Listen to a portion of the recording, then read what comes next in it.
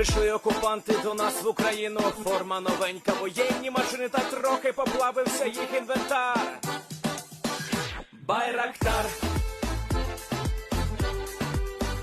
Байрактар. Російські танкісти сховались в кущі, щоб лаптем посьорбати довбані щі, та трохи у чах перегрівся навар. Байрактар, Байрактар. Приперли зі сходу до нас барани для восстановлення великої страни. Найкращий пастух баранячих отар. Байрактар, Байрактар. Ті, хто води всяке озброєння різне, потужні ракети, машини залізні, у нас на всі доводи є коментар. Байрактар, Байрактар. Вони захопити хотіли нас зразу, а ми зачаїли на орків образу з російських бандитів, робить примар. Байрактар, Байрактар. Російська поліція справи заводить, там пивцю рашистів ніяк не знаходить, хто винен, що в нашому полі глухар. Байрактар, Байрактар. Веде пропаганду кремлівський урод, слова пропаганди ковтає народ, тепер нове слово знає цар. Байрактар. Байрактар. Байрактар. Байрактар. Байрактар.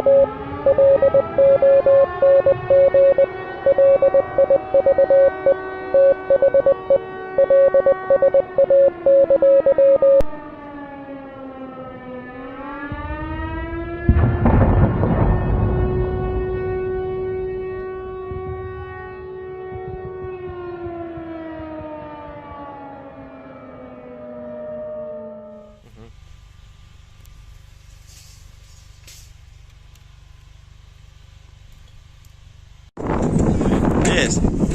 The Leaf Spring Army sends its regards.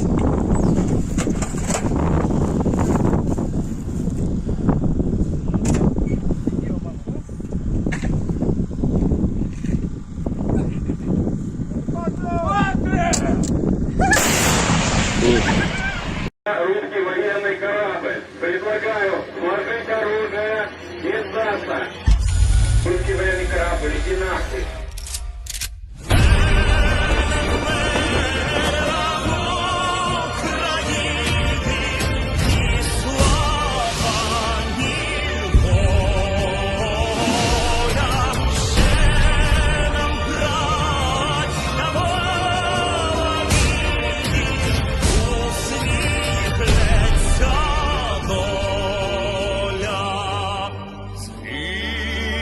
Наші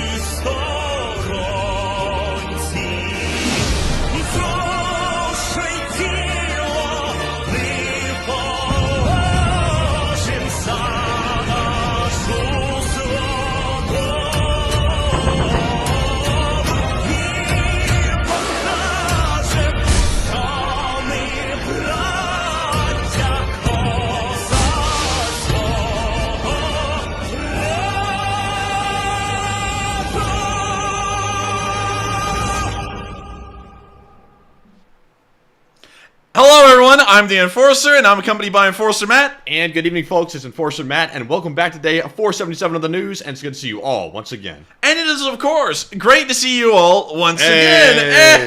there we go. We are live again. It is going to be another podcast night. Thanks to the popular demand of so many of y'all that enjoyed last week when we ran our live podcasts, we've decided that we're actually going to be running them again. And so here we are again tonight, and we're going to be running the news in this format. I'm honestly pumped and also kind of hot from the lights. What about you, Matthew? Yes, I'm pumped too. I love the podcast format. I love it. I gotta say, I do love it. Judge. So with that, we're now going to be moving on into the news, but before we get to that news here in a second, because there's actually been a major development near the Nova Kahkovka Dam, we have to let you all know that this Sunday fundraiser, we plan on hitting it out of the park.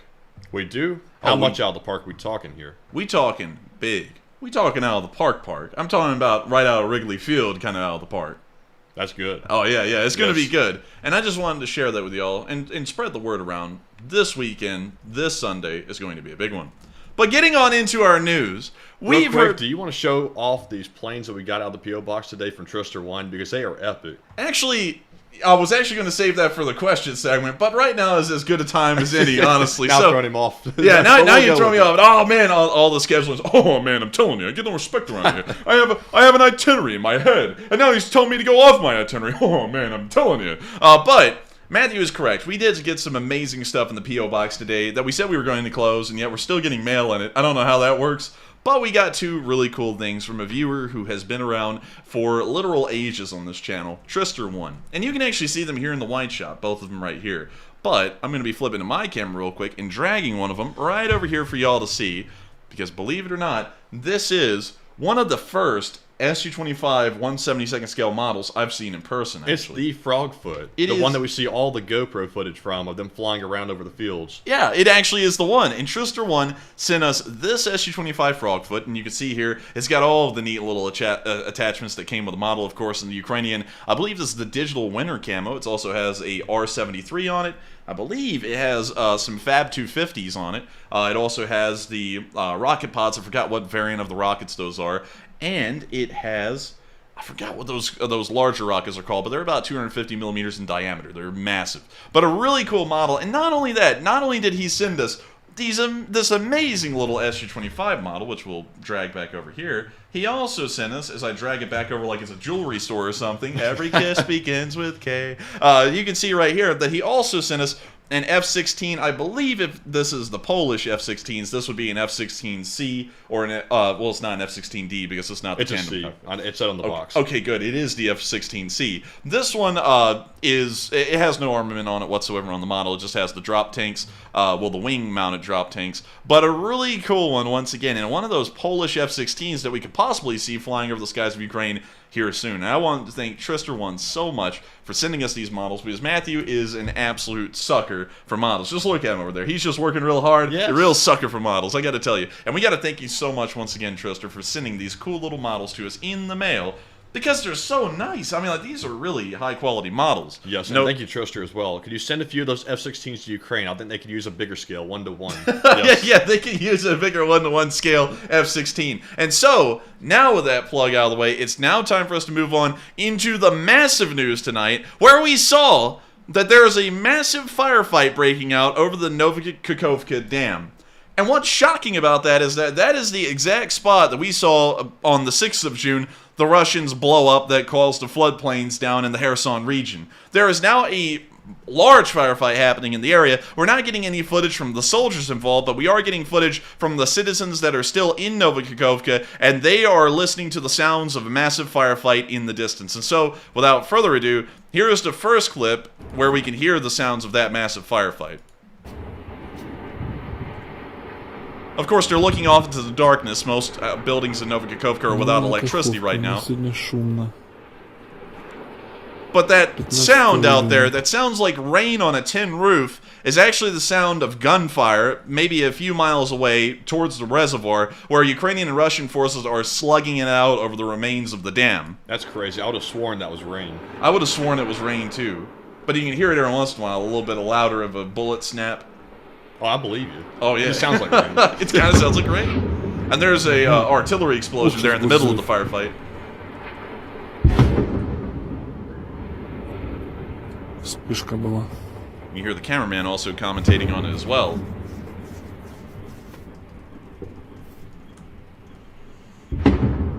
We hear another artillery explosion.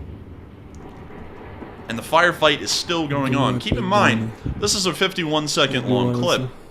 And while it doesn't seem relatively long to us, to hear that kind of volume of fire happening for that long of an amount of time tells us that a massive firefight is occurring in between the Russians and the Ukrainians. We don't have the exact force size of the Russian garrison in Nova Kahkovka and the Ukrainian garrison on the other side of the river, but it has been supposed by Russian propagandists that this is actually the beginning of a Ukrainian amphibious invasion over the floodplains and into the town of Nova Kahkovka. This appears to be circling around so much. There really wasn't anything we could hide for OPSEC reasons because this has made it just about everywhere today. And so we decided to show both of the clips we got of audio to y'all. Once again, they don't reveal Ukrainian force sizes or locations. You just hear the sound of the massive firefight occurring in the background. And so with that, we're now going to be moving on into our next clip here, which is also from Nova Kahkovka, where we can once again hear the sounds of firefights happening in the town or around the town near the reservoir, or the former reservoir. This one has a higher quality audio as well. You can actually hear distinct gunfire in this video, because this one appears to be taken closer to the reservoir than any other video we've seen. We can also see tracer fire out there in the distance. Look, a shooting star, make a wish! And it sounds like the Russians are being woken up a little early this morning.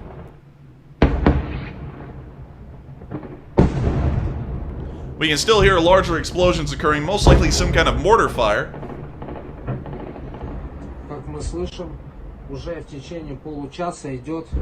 And we can see someone commentating on the situation. The best way to describe that, someone's commentating on it. Причин для паники нет. Берег укреплен. Ребята держат свои позиции. And it also sounds like the firefights died down while he's talking. И верим, победа будет за нами, ребята. Вот как слышите, идет стрелкотня и сопровождается интенсивными взрывами. Now we can hear artillery explosions once again. Oh! Oh, they got a little shooting star out there. Look at that. Look at that. Look at that. Quick, Matty, make 4 wishes. There's 4 of them. Quick. The Russians will be sitting there the next day going, absolutely nothing happened at Nova Kahkovka, everything's fine, and then they'll have lost the town or something similar. But with that is the end of that clip right there, and from what we can tell, there is a massive firefight occurring at Nova Kahkovka. Beyond that, we don't have any details. The best we've heard is from a Russian source, and of course, you know, that's about as reliable as anything can get. That's about as reliable as gas station sushi. They say that the Ukrainians are actually launching an amphibious invasion onto Nova Kahkovka, but the reality of that has never been confirmed, and we haven't gotten any video footage as the daylight hours began to rise over Ukraine, which is actually happening about right now. The break of dawn is happening in Ukraine at this very moment as the stream runs. And we haven't gotten any other news or information about what was happening there or why that was happening to any degree. And so with that, we're now going to be moving on out of the Nova Kahkovka area and on towards Kherson, because speaking of firefights and artillery shelling happening in the area, one thing that is particularly interesting to see is rare Russian videos that show them hitting Ukrainian targets. Those happen to come out every once in a while, not as commonly as Ukrainian videos of them doing the same to the Russians, but the Russians really took the cake today. They were able to hit, Matthew, some Ukrainian units that were on boats. Really? Yeah, they were, and you wouldn't believe it, they were rescue teams. Really? Yeah, and they filmed it, and then they said it was the Ukrainian army. And so I'm going to show you all the video here real quick, because not only, once again, did the Russians commit a war crime, this time they're going around, they're proudly saying that it wasn't an evacuation team, it was the Ukrainian army, for some reason, conducting special operations around the flooded streets of Kherson. And so here's the clip. And also, really quickly, I'm going to play a few seconds of this music just to get y'all an idea of how the Russians are trying to package this attack against helpless humanitarian workers. I mean, like, they're trying to make this seem like they just took on the Ukrainian army. They're like, oh yeah, so cool, throw some heavy metal on it. And what they're doing, and you can see it right here, They're humanitarian relief boats. You can even see people still in the boats. And they're stupid enough to film their own war crimes. Yeah, they're stupid enough to film their own war crimes. And not only that, sit there and say, although all the evidence here suggests otherwise, that this is the Ukrainian army. And when you see them looking at the boats once again as the crews shuttle around in between them, and we can now see the artillery coming down right on top of those boats.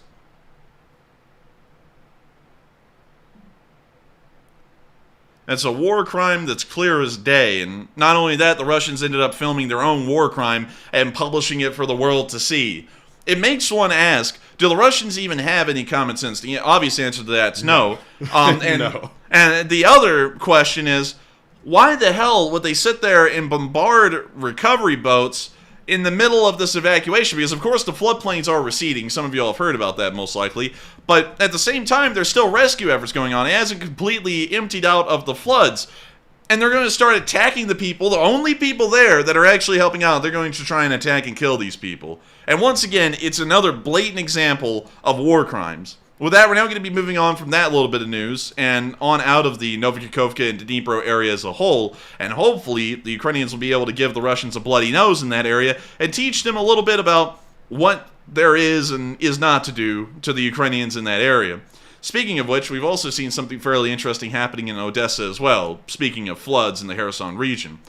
When floods like that occur, the water, of course, exceeds the banks of the river and ends up washing all kinds of nasty stuff to shore. This kind of nasty stuff could be anything. It could be nitrogen from fertilizers. It could be just about anything. And what we've seen recently, while Matthew takes a picture of one of the poles over there, I just saw that. Very nice, very nice. Yes. Yes. But one of the things we've seen recently is that massive amounts of just junk has been washed out to sea in the area of Odessa, right out of the Nova Kahkovka Dam and right out the river. What that's causing is something that we can actually explain, because I had to take a course on this in college, so, you know, it's actually coming to use, and we can actually see that this is starting to have a massive effect, at least on the Dnipropetrovsk Gulf, right outside of the Dnipro River. And so moving us into that video real quick, we can see that the sea has turned green around Odessa. It is a solid sheet of green, and it doesn't look like it's going away. It actually looks like it's Shrek's swamp. And you can see right there, all of the water is just this nasty green, like it's St. Patrick's Day in Chicago. The reason why, and the best reason I can get, is that it's fertilizer wash-off from when the dam flooded the Dnipro area. Because, of course, farmers are still trying to plant their crops and grow them, and there are fields that are very close to the area. And considering that the floodwaters went miles in, it most likely washed up a lot of the fertilizer that is nitrogen-rich in that area, and it's now flushing it out to sea. Now, one thing that's very interesting is that nitrogenation of the water, if that's the correct term, and correct me if I'm wrong. I can't see the live chat tonight because my phone's not showing it, so, you know, if y'all correct us, Matthew will have to be the one to see.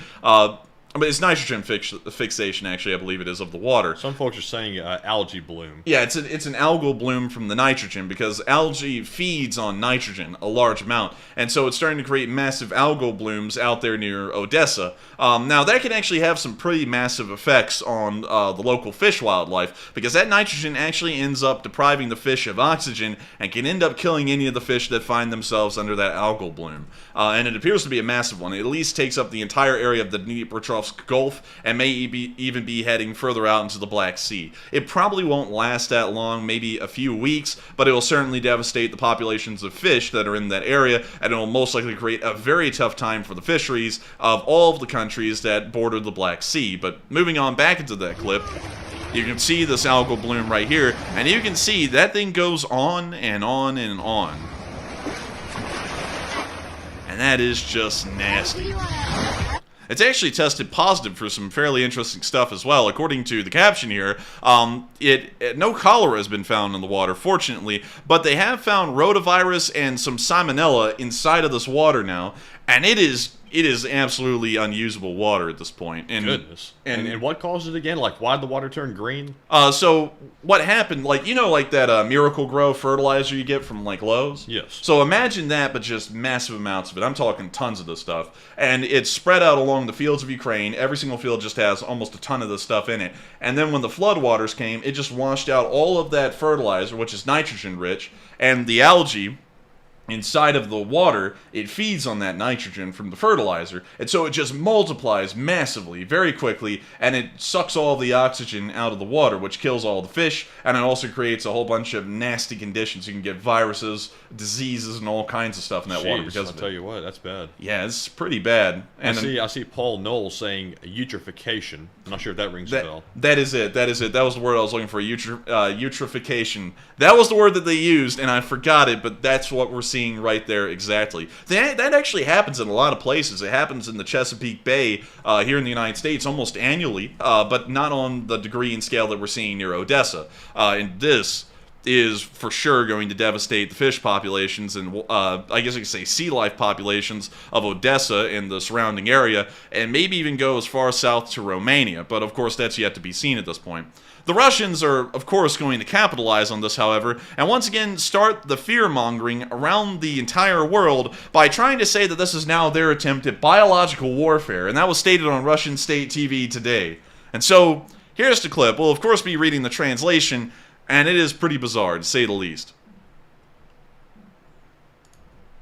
So, really quickly, let me turn that down, and then let me read off what's at the bottom of the screen. So, I want to get back to the infection that's been found under the water that has left. However paradoxical it may sound, there is an opportunity for us to take advantage of it, in particular in the information warfare.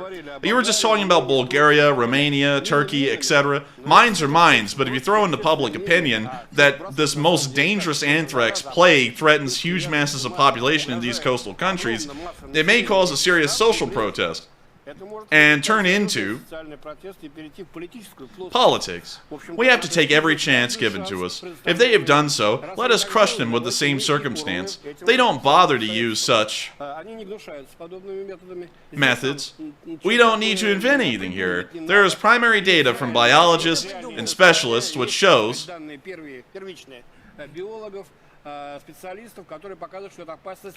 this is an obvious and very serious danger. Let Bucharest, Sofia, and Ankara know about it.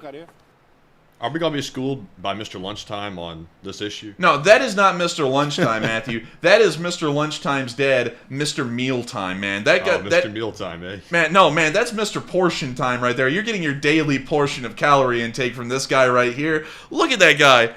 I mean, holy moly. This guy is sitting there, and he's taking all the water that's flooding out of the Nova Kahkovka Dam and putting it into that double chin. Goodness. Jeez. Gosh. I mean, that guy, yeah, that's pretty rough. But anyways, moving on from that guy who's saying this, not only is that guy's, kind of a little odd looking, but what he's saying is purely hideous. He's saying that this flood water and what we're seeing near Odessa right now, the Russians could say that this was a deliberate attempt pretty much on their end to conduct biological warfare on all of the countries in the Black Sea that are a part of NATO. Now think about that. That guy is sitting there and saying, yeah, we should admit to war crimes to countries that aren't even participating in the war, so that way we can try and get them out of the war. They're not even in the war. Oh, we got a poll picture being taken here. I don't know why you keep flipping over to me while I'm taking pictures of the polls. Well, we got a showing poll. how jank our operation is, taking pictures of a screen. It's no big deal. It's no big deal. But in my honest opinion, I'd have to tell y'all, that right there, once again, ought to be seriously putting NATO into the question of should we get directly involved or not. Because now the Russians are going to sit here and take this humanitarian crisis, the worst we've ever seen recently, and they're now going to sit there and say, oh, look, we can spin this so that way we can say we're committing crimes against humanity and biological warfare against NATO countries. And that is quite bizarre, to say the least. I would have to say that is about as bizarre as it gets. And not only that, things are getting pretty tense and pretty bizarre on the Belarusian border. Because Polish border guards were shot at 2 days ago, and the news has come out that they're now starting to investigate where that shot came from. And so we're going to be moving on out of this clip, and we're going to be moving on up to Poland, speaking of rising tensions and the Russians possibly starting to escalate things beyond what they need to be, because the Polish border guards have reported that for the first time ever, they've been shot at from the Belarusian side. A bullet hole was found inside of one of their border guards' vehicles, only one of them, and they're now starting to investigate where that shot came from and if it was fired from Belarusian forces. Of course, cannot state enough what the implications of this may be. Of course, no one was killed or injured in this event, But the fact that it's possible that Belarusian border forces have fired onto Polish border guards does indicate that there is a slight possibility that Article 4 could seriously start to be discussed, and Article 5 could be brought up later. Of course, this isn't the kind of situation you would think that Article 4 would be brought up for, but nonetheless, it does fall directly under the criteria laid out by NATO Article 6 under the NATO Charter that would lead to Article 4 and Article 5 being invoked. It is a direct attack upon the forces of a NATO country. It actually falls within the parameters of where that attack may occur and invoke Article 4, and we can also see that it was most likely meant to cause damage to those border forces, so the Polish side. I cannot state how much of a serious threat that is to NATO security to let Belarusian forces fire at Polish border troops, and the Polish are taking this situation quite seriously from what we can tell, and are now releasing that information to the public today. We're now going to be moving on from that little clip, and we can actually see a picture here as well, probably from 2021, or early 2022 actually, because some of y'all may not know, but the Belarusians tried to conduct what I could call migratory warfare against the Polish over a political fracas, or more of a diplomatic fracas that the Polish and the Belarusians had. They offered extremely cheap airline tickets to Syrians, and then once they reached Belarus, they gave them instructions on how to make it to the Polish border, and then to how to evade Polish border security. We assume that this picture was taken during that time, because we can see Belarusian guards on one side of the border not letting the Syrians return back into Belarus, which was a part of Lukashenko's plan, and we can also see the Polish border guards ensuring that they're not able to breach the Polish border and make their way further on in. This was actually a massive ordeal for a while, and even to this day, there are rumors and reports inside of Belarus that near the Polish border, there are large camps of hundreds of Syrians that have been caught in between Belarusian border guards and Polish border guards, and practically aren't able to go anywhere. They're not able to return home, they're not able to live in Belarus, and they're also not able to go into Poland either. But that's where we think that picture is taken from, and the situation on the Belarusian and Polish border has certainly not diminished since then. In fact, it's been escalating throughout the course of the war. And this little incident that we heard about 2 days ago, just reported today, is certainly not helping to ease tensions in that part of the country. Meanwhile, of course, tensions are quite high in the Belgorod region, around that border where there's an active war. And as far as we understand, the Russian Liberation Army still holds the town of Shebekino and has been able to hold control of that area for over 2 weeks at this point. The TikTok Brigade has arrived, though, so fears can be allayed in the Belgorod region. At least the TikTok Brigade is there. They at least will have some pictures to remember the fine moment. At least they will. And we actually got to see a video of them, Matthew. But interestingly enough, they weren't fighting the RLA where they're at right now. They went to where the RLA was a month and a half ago at Gryveron, and they started taking videos there. The typical TikTok crap. So here's the clip. It's hilarious to see, knowing that this is the Gryveron checkpoint. We can see him walking around going, look at all of this. It still hasn't been repaired after a month and a half of them not being here. We still have not repaired this. They already messed up in this video. And why's that? Because they didn't say action in the beginning. Oh yeah, they did. They did say, action, go! We now see them walking by destroyed barracks near the border checkpoint. Are you kidding me? Are you kidding me? They're talking... Oh my god, Matthew, you're not going to believe it. They actually legitimately sent in the Kadyrovites to go defend the part of the border that the RLA has already entered and left a month and a half ago. They sent them to Gryveron. I'm not shocked. No, I'm not shocked either, at all. They didn't even send them to where they're actually at right now, which is Shebekino, that's nearly 40 miles east. They sent them to Gryveron right there. Nobody's even at Gryveron anymore. That has as little use as anything else that the Russians have done throughout the course of this war. Oh my god. I actually can't believe it. I didn't watch them point out on the map where they specifically were, but they confirmed they're in Gryveron. They're nowhere near the RLA and where they're fighting at right now in Shebekino. They're 40 miles away in another place where they're not even going to get hurt. So with that, we're now going to be moving on from the Russian border, where we can see that things are, of course, as usual, hell in a handbasket. And we're now going to be moving on into our location unknowns, because we actually have a pretty decent amount of location unknowns, and some very interesting ones today for sure. Starting off with our first clip showing the Ukrainians using a British supplied AS-90 SPG. We actually have a model of one on set, firing at Russian forces in the distance. We don't know where the location was, unfortunately, but here's the video.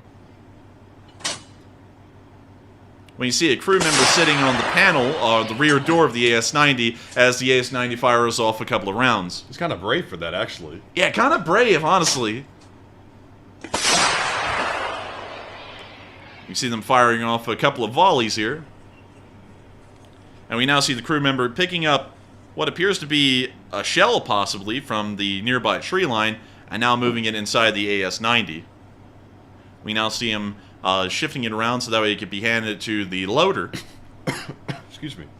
Are you getting anthrax, Matthew? I'm getting all choked up seeing this. It's just choking me up. Man, I gotta tell you, though, an AS-90 is something to be choked up about, though. These SPGs are great. See them continuing to fire the AS-90. And it seems like they're picking up the fire a little bit.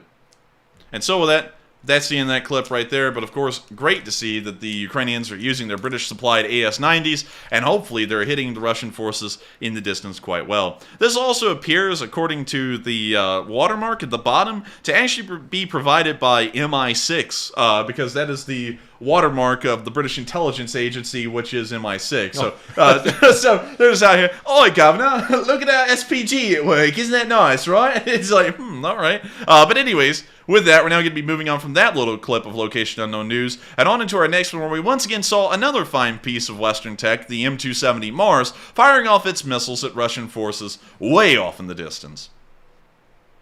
And the caption on this one is just "Work M270." And man, this thing is punching it in. Not punching in the time clock, though. It's punching Russians right into the floor. Who's that fine gentleman in the middle of the screen? Man, that's Soap. Oh, wait, that's Price from Call of Duty. But we can see the M270s firing off their rockets while I get tangled all in my headset cord over here. And it's really interesting to see that throughout the entire war, these things have become the workhorse of Ukrainian longer-range artillery systems. And of course, they're incredibly accurate, more accurate than any other GMLRS that has been introduced into the war by either side so far.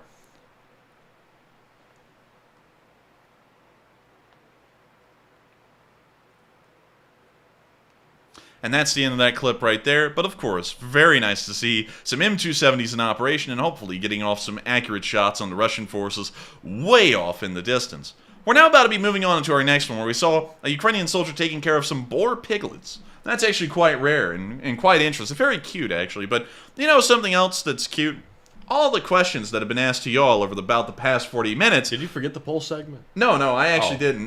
This was actually part of the plan. Thank you for letting everyone know it's the poll segment so they can run away now. But it is the poll segment now. Now that Matthew said that, he threw me completely off kilter there. So we're going to be getting right into the polls. And so with that, what do we got, Matthew? All right, and moving right into our poll segment, the very first one says, today, Zelensky appealed to the Swiss parliament to re-export weapons to Ukraine, and what are your thoughts? 55% said the Swiss will end up sending, 11% said unsure, 22% said it's a toss-up at this point, and 13% said no, the Swiss won't break neutrality. And as we discussed a while back, the Swiss have passed legislation to allow their neutrality to be broken, for lack of better words, but there are still some hurdles that they have to get over to send the stuff actually to Ukraine. And Zelensky made a speech to their parliament today to try to get that sped up a little bit. So I actually think that the neutrality might be broken, but it may take a few more months. But Enforcer, what say you? I would have to honestly say it was a very interesting address to see. We'll actually be covering that a little bit later on in the night tonight. But it's a really hard thing to tell if the Swiss are going to break their neutrality or not. Of course, that relies entirely on the Swiss Congress. And really quickly, I actually saw some people saying that the Swiss nation, which is also known as the Helvetic Confederation, does not have a Congress. They have a parliament. That's actually incorrect. The Swiss government is actually directly based or inspired off of the U.S. government, and therefore they actually have a Congress instead. And then they have a Federal Assembly, which is kind of like the office of the president, but then it's shared amongst all 7 political parties, and each president only serves 1 year, and they rotate it out every single year. But moving on from how the Swiss government works, it's going to be really hard to see if they break their neutrality or not. It's great to see that Zelensky was offered an audience with the Swiss Congress, so that way they could talk about it possibly and have the idea entertained, and that is about as close as we've seen neutrality being broken by the Swiss, as even entertaining the thought of it, at least having a leader entertain the thought of that from another country for them. So it may be possible that we see the Swiss start to provide more arms and equipment to the Ukrainians, more than zero, which is what their current contribution has been so far. But, of course, that relies really on the feelings of the Swiss government and whether they're going to break that over 200-year-long neutrality that was enforced by the Congress of Vienna in 1815. But with that... So you thinking they might break it, or are you thinking it's unlikely? I'm thinking it's kind of a mix, because we're seeing a large movement in Switzerland to break their neutrality and support Ukraine.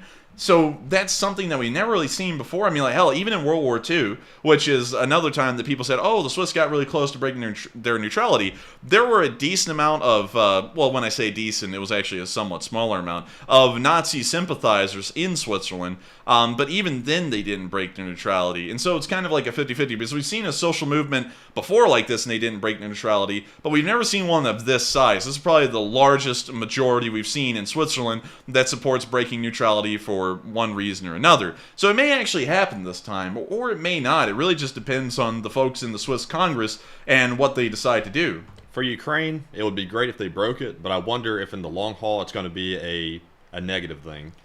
That's something that I wouldn't really know about, because a lot of people always talk about, oh, you know, the Swiss are a terrible country for always keeping their neutrality. But the honest truth is, the United States and many Western countries have been able to take advantage of that neutrality for ourselves. We're able to take agents that were able to tell us information from, say, the Soviet Union, and then they get dumped off in Switzerland because it's a neutral country. No one's really going to come from in Switzerland, and they're also not our problem anymore. We've also been able to put money into bank accounts in Switzerland. Everybody has at this point. Everybody has put money into the Swiss banks, and that helps us to sometimes pay folks around the world to do things that we really couldn't do otherwise. So their neutrality being enforced is good in one way, not good in others. For Ukraine, it would certainly be a great benefit if they actually were able to get support from the Swiss, because the Swiss are the only ones that really produce Gepard self-propelled anti-air ammo anymore for those 35mm Oerlikons. But, you know, if they don't, there's other places to get the ammo, and it may be a good thing in one way, bad for Ukraine, but, you know, it really all depends. It's a very tricky subject to talk about the Swiss and everything involving their government and their actions pertaining to this war, because there's good sides to what they're doing and there's bad sides to what they're doing, going in either direction for really everyone involved. True that. True that. And so with that, we are on to the next one. All right, and our next poll says, the IAEA says Zaporizhzhia nuclear power plant cannot drop any further when it comes to the water reservoir, and they are being vague about the risk. And what are your thoughts? 76% said it's a critical situation and very risky. 9% said unsure. 9% also said I really can't tell. And 7% said the situation is being overblown. And to me, this is very critical, very serious. I think they're trying to do the right thing by not causing undue panic. But I think we all know that this situation is a lot more serious than they're letting on. But Enforcer, what say you? I would have to say that I'm trying to catch up with the live chat real quick, and I think you saw that. And what happened? Reread the line. And the poll said, the IAEA says the Zaporizhzhia nuclear plant cannot drop any further when it comes to the reservoir, and they are being vague about the risk. And what are your thoughts?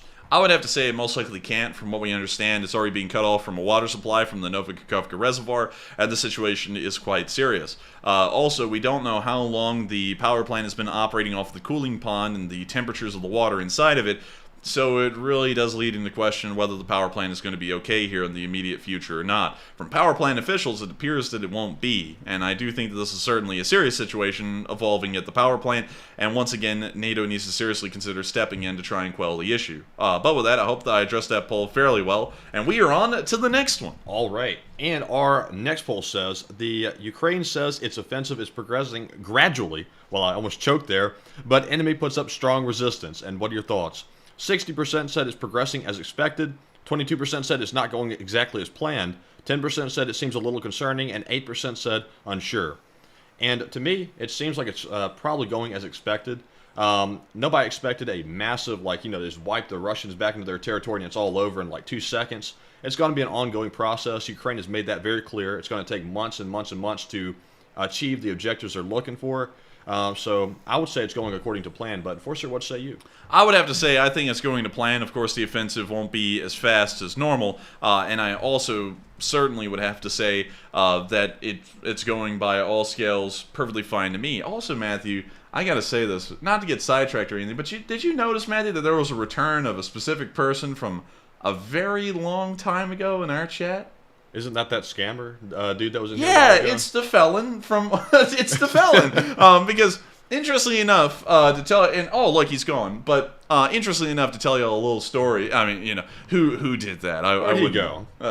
Where'd he go? Where'd he go? Where'd he go? He's only been here on 3 different accounts at this point, which is fairly weird. But to give you all a little bit of a story about that guy right there, because he came in and said something that is starting to be echoed around a lot because of a particular person spreading straight-up mistruths. What's very interesting about that person is that way back in the day, we ended up doing a background check on him. Some of y'all may know him, and some of y'all saw his name in the chat. Are we sure that's the same person, though? What? Are we sure that's the same person? We're pretty sure because they had the exact same name, and their story kind of lined up a little bit similar. And from what we could tell, and it was actually the same name exactly, but from what we could tell, way back in the day, before the first schism even happened, that person is actually an actual felon for scamming, at least supposedly from what we were able to do in a background check. And now they're here again. And I gotta say, it's very interesting to see so many friends from a long time ago coming out in force to say hello to us once again. But with that, hope that does address that little interesting tidbit fairly well. And with that, we are on to the next one. All right, and with that being said, we are fresh out of polls, so we're moving on to our Super Chat questions. And up first, we have a very generous $100 donation from Jesus, UCSB. Holy moly! Yes, the LSA tanker.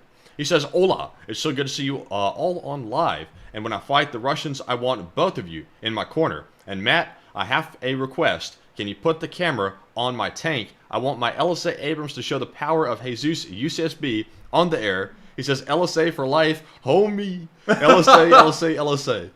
Man, in response to that, I have to thank you so much for the massive amount of support, Jesus UCSB. And I gotta say, thank you so much for the support, homie.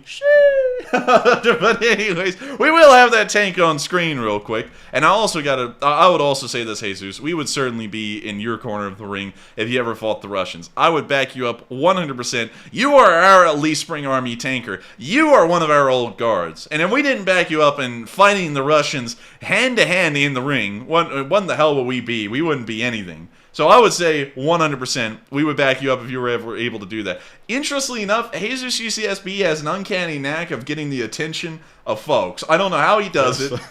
Like Matthew and me have noticed that. I don't know how the hell he does it, but he's able to get the attention of some folks pretty high up. And I wouldn't doubt it if Jesus UCSB has been able to find the phone number of the Kremlin and call up Putin and say, "1-on-1, pull up." He might. He might have. And so if you ever get the opportunity to do that, I'm backing you up 100%. And I hope you win. Actually, I think you will win. Regardless of who the Russians send against you, you're going to floor them. And so, with that, let's get that tank on screen real quick, Matthew. All right, so actually, I don't think we want to pick it up because if we do, it might fall on the floor or something. So, yeah. But we can see it right back there, though. And Matthew, would you like to point it out real quick and show it to everyone? So, right back here is Jesus' tank. Fine tank. Wonderful tank, I gotta say. It's great. It's huge. It's absolutely terrific. I've got to tell you, it's the best tank we've ever seen. And I got to thank you so much once again for the support, Jesus, and helping this channel and keep on running. Because people like you make it possible. If it wasn't for folks like you, where would we be? We would be nowhere. We would be nobody. And so with that, thank you so much once again for the support and helping this channel to keep on running, Jesus. I hope that does address that fairly well. And I got to thank you so much once again for supporting this channel, helping us to keep the lights on, and helping us to keep rolling, despite everything that's been going on in the war, and despite everything else that's been going on behind the scenes. And so with that, thank you so much once again. And we are on to the next one. All right, and our next super chat goes to Margaret Hemsley, who puts in a very generous $28 donation. And thank you, Margaret, very much for that support. She says, it's good to see you. And getting merch today. Rabbit hole if you got time. I looked on Google Earth at the Russian storage town Arseniev, and I can't see how many tanks are still left there. If no time, then take a live chat question, please. And I got to thank you so much for the support, and we will try and do a quick rabbit hole on that. Now, Matthew, do we know how that town is spelled? Yes, it is spelled Arseniev. Arseniev is... Oh, wait a minute, you probably didn't get the Oblast. We'll see if we can find it, though. Alright, so... Looks like we're making some progress. Let's see here. Wait, nope, that's going too far. The tank storage area is probably somewhere in the town itself, if I had to take a guess. Or at least nearby. Because Soviet towns were always really compacted. And oh my god, I can't find it. come on, don't fail me now. My eyes have never failed me. Let's see here. That's an allotment. Let's see, tank yard. Where the hell is the tank yard? I can't find it. I can't find the blitz. It's okay. Let's see. Wait, hang on. Well, wait a minute. We got a firing range right here, I believe. So this has got to be a part of the base. But where the hell is the tank yard? I can't find it. Okay, so there's a dam down there. And then we go up here. And we see the base. But I still haven't found the tanks. So unfortunately, I don't think I'll be able to confirm that on satellite footage, at least right now. Or satellite picture more. Well, wait a minute. Oh, we got an abandoned ramp area. It's got to be out here somewhere. So there's another part of the facility. Where the hell is it? Like, is it really that hard to find? Okay, so there's another village. I see some folks saying the crossroads. The crossroads. The crossroads, blade. Where in the world? There is a lot of crossroads in this town, I'm not gonna lie. I'm trying to, like, find it. And I'm not finding it, sadly. Dang it, I don't know where in the world this thing would be, blade. Wait, hang on, let me go up here. Maybe this is what they're talking about. Blade. No, it's not. That looks like a crossroads, though. It is a crossroads, but there is no tanks here. Dang, I think we're missing it just entirely. Let's see, here's a Russian Air Force air base with some Su-24s at it. But I be danged, I can't find it. Is it up here? No. Man, this is like a scavenging hunt. What the hell? This has never been this hard for me in my life. Where is this, anyways? So this is just north of Vladivostok. And I'm going to be honest with y'all. I can't find this thing. I think I'm going to have to give up on it because we've been looking for that for, I think, a few minutes at this point. And it's just not showing up. Yeah, I'm going to have to give up on it. I'm going to get obsessed with this, trying to find it, and I can't find it. Punch into Google like the tank storage in Arseniev and see if it like shows anything. Maybe we can find the picture of it here. Let's see, tank graveyard blitz. Maybe it's the wrong town. But then again, people would say it's the wrong one, so it can't be. There's just pictures of that same Mi-24 in the middle of the town, the Ka-50. Oh, blitz. Oh, it's so difficult to find. Let's see here. Oh my god. I can't find squat about this thing. So, sadly, Margaret, I think I'm going to have to give up on that one because I can't find it anywhere. And I've looked everywhere around this town for this thing, and it's just not showing up. Wait a minute. The industrial area. Nope, it's not there either. Nope, those are cars, not tanks. Yeah, it just looks like it's disappeared off the face of the earth. But still, thank you so much for the support, Margaret Hemsley. I wish we could have rabbit holed on that and taken a good look at it, but sadly, I just can't find that anywhere. And also, it is practically impossible for me to see the live chat tonight because I actually don't really have any computer screens, to be completely honest with y'all. I only have the one over there that shows us exactly what is being shown to y'all at this moment live, and beyond that, there's really nothing else I have resource-wise to do this. Matthew's the only one with a computer on the whole set, really. Yes. Yeah, yes. So, with that, I thank you so much once again for support, Margaret Hemsley. Sadly, I won't be able to look at that on satellite pictures. But, Matthew, what was the rest of that super chat so that way we can make sure we address everything in it since we couldn't get to that? It was getting merch today and take a live chat question. And we will make sure to take that live chat question in a minute. And I also got to thank you so much for getting some moich in supporting this channel and helping us to keep this thing running. And I hope the merch is up to spec. Speaking of which, I think it's time, Matthew, for a merciless merch plug. Go for it, man. Oh, we gotta go for it. It's gonna be merciless. We're gonna put this thing down. If you go to enforcerstore.com, which is in the link in the description below this stream, you will find this, which is our merch store, and you can actually see the title up there. Now, what's very interesting about this merch store is that we're running limited edition merch in support of this channel reaching $1 million. Of course, that is something that the entirety of the LSA contributed in, and it's unbelievable to think that we were able to reach $1 million raised throughout all of our fundraisers in support of Ukraine. And to celebrate that, we made $1 million merch. This is actually a design from Elizabeth from California, an amazing artist who made our original Honey Badger and also made this one.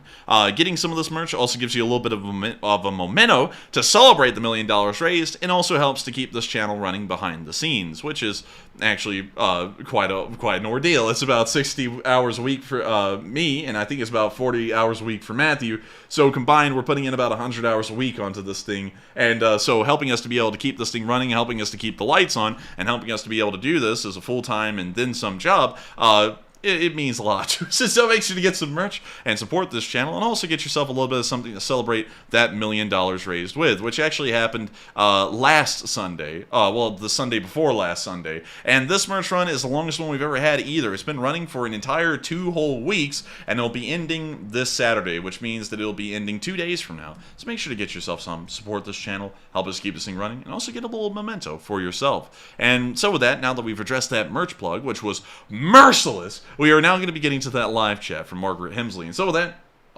and also, shout out to Elizabeth from California, not from Ukraine, for making that really cool artwork. Forgot to call out her name. no, I didn't. I actually said that in the middle of the plug. Are you sure? Yes. Then I didn't get to hear it. I'm hard of hearing. He's very hard of hearing, blood. He's been like that since the explosion of the shell right near his head. It's very sad. This is what happens when you're the only one with a computer.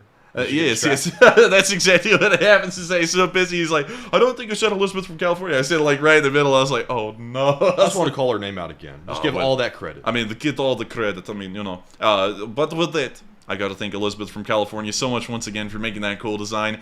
And with that, let's get on into that live chat. All right. So the live chat question is going to go to Mad Machine, who says, could Ukraine surround Crimea and starve the orcs out?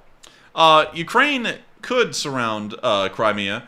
It would be really hard to blockade it from the sea, though. They could destroy the Kerch Railroad Bridge, and they could also possibly try and find some way to stop ships from entering the port of Sevastopol or Kerch, but it would be really hard to surround Crimea, considering it's a peninsula. The best thing they could do is cut off the land bridge to it, and that would start to affect the supply situation in Crimea a fairly good deal, but it would be pretty tough to completely surround it and cut it off entirely. So, yes, in a way, if you're just talking about on the land, yeah, you could surround it, you could cut it off from the rest of Kherson and the land bridge, but in reality, it would be pretty hard to surround it because Ukraine doesn't really have a navy to blockade Crimea with.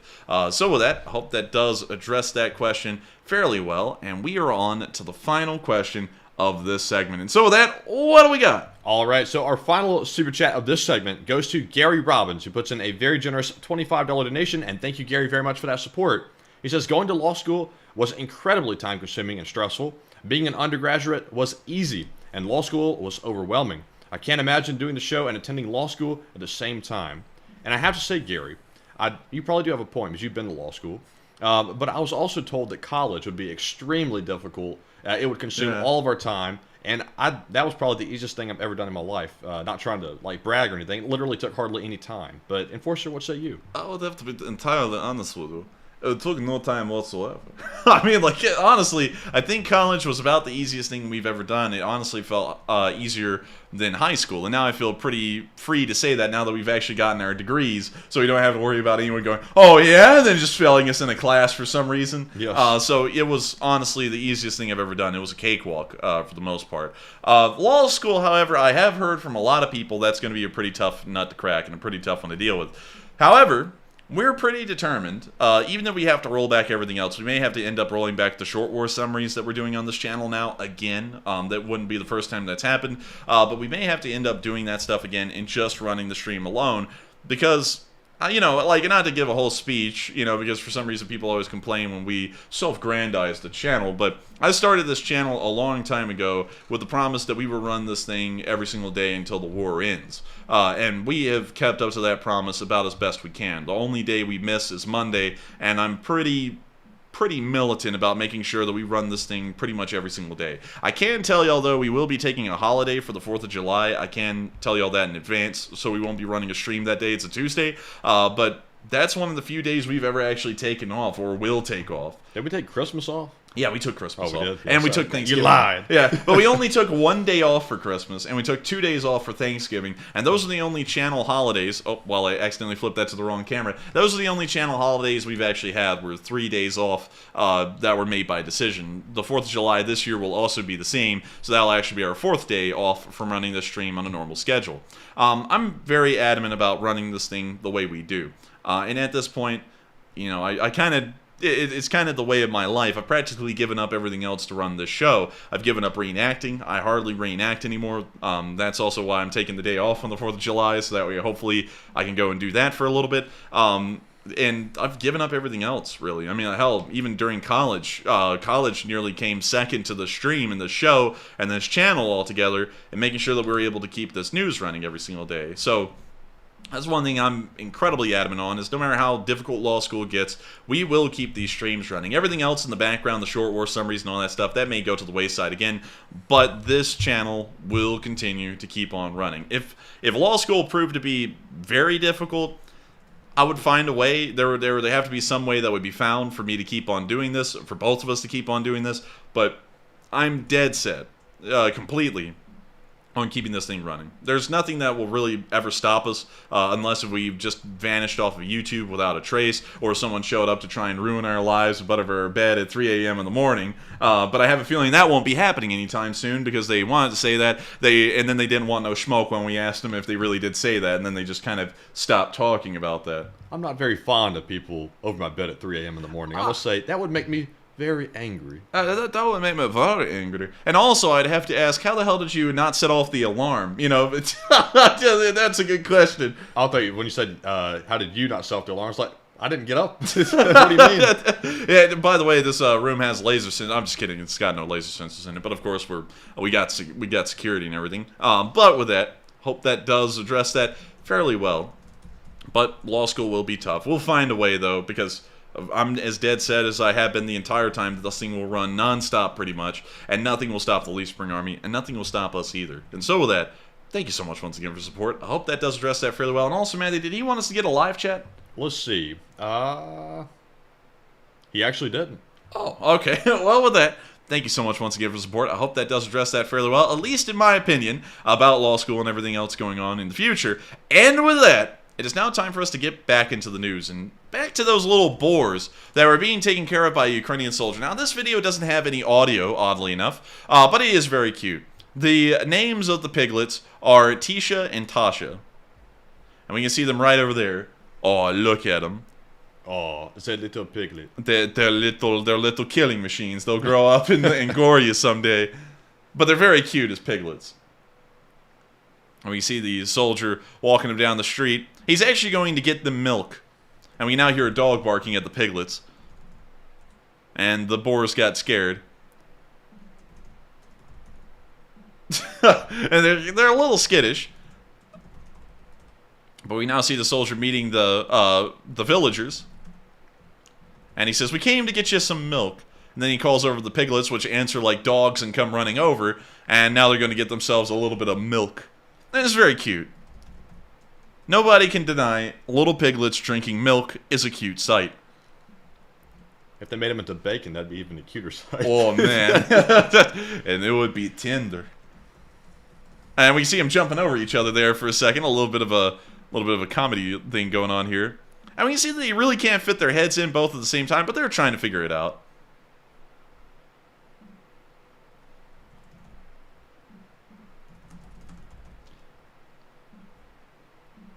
And we see them continuing to feed the piglets. And we can see the villager saying that the soldier deserves a medal for taking care of these piglets. And when you see the piglets are, of course, skittish while I sit there and mess up that word terribly. And it is just a really cute sight. And great to know that the Ukrainian soldiers go out of their way to even take care of wildlife like that. In case y'all don't know, boars are actually more dangerous than Eurasian wolves. As adults, they can actually end up goring you to death. And oddly enough, he's still going to take care of the piglets. Very cute. And so with that, we're now going to be moving on from that little clip and on to our next one, where we also saw a very muddy Ukrainian tanker.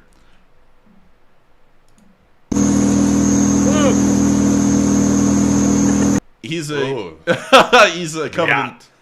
in a little bit of mud. Чё таки чё? Расскажи ему, нет, ты, сука, заебался дома, блядь. I wonder what that's like to be covered in that much mud. It must not feel comfortable. Itching, tingling, all bad. It's all under your shirt and everything. Is making your clothes feel weird. I wouldn't like that at all. Little worm. Little ringworm. It's going to get in the ring with the worm. Oh, damn it, it's ringworm. But anyways, with that, we're going to be moving on from that little clip of Location Unknown News and into our last bit where we saw the Russian casualty report for the day. And I'm going to have to read the numbers off for Matthew. How many Bobcats? Just tell me. Tell me. Matthew's like a blind guy in the movies. How many? Tell me. 3 Bobcats. Oh my goodness. Oh my Lord. And Sean White threw in a burning Bobcat. Hey, let's go, Sean. Well, let's see.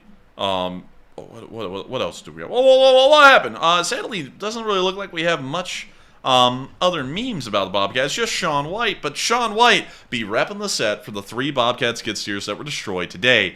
Also, we saw that 580 Russian soldiers have been taken out over the past 24 hours. That is a decrease from yesterday, and actually against our prediction that Russian losses would begin to rise as the weather improves, maybe suggesting that for some reason the Ukrainians are not pushing as hard as they have been over the past few days.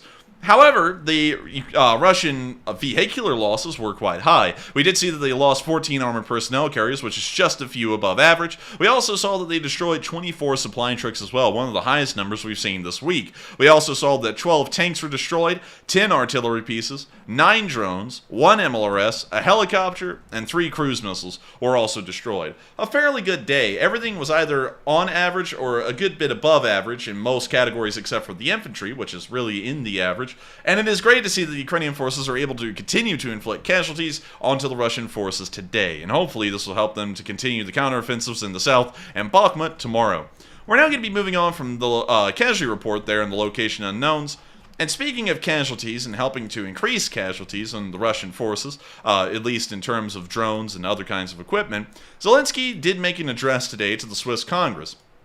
And in it, he asked for them to lift their restrictions, more so their neutrality, and to begin weapon shipments to Ukraine of certain kinds of ammunitions. We can actually see the TV screen that was set up here inside of the Swiss Congress Hall, and moving on to the next picture, we can see that they actually have 4 different plasma HD TVs set up, flat screen by the way, throughout the Swiss Congress chamber, and sadly I can't get a full picture for that for Matthew, but it is a very nice chamber. Nice, very nice.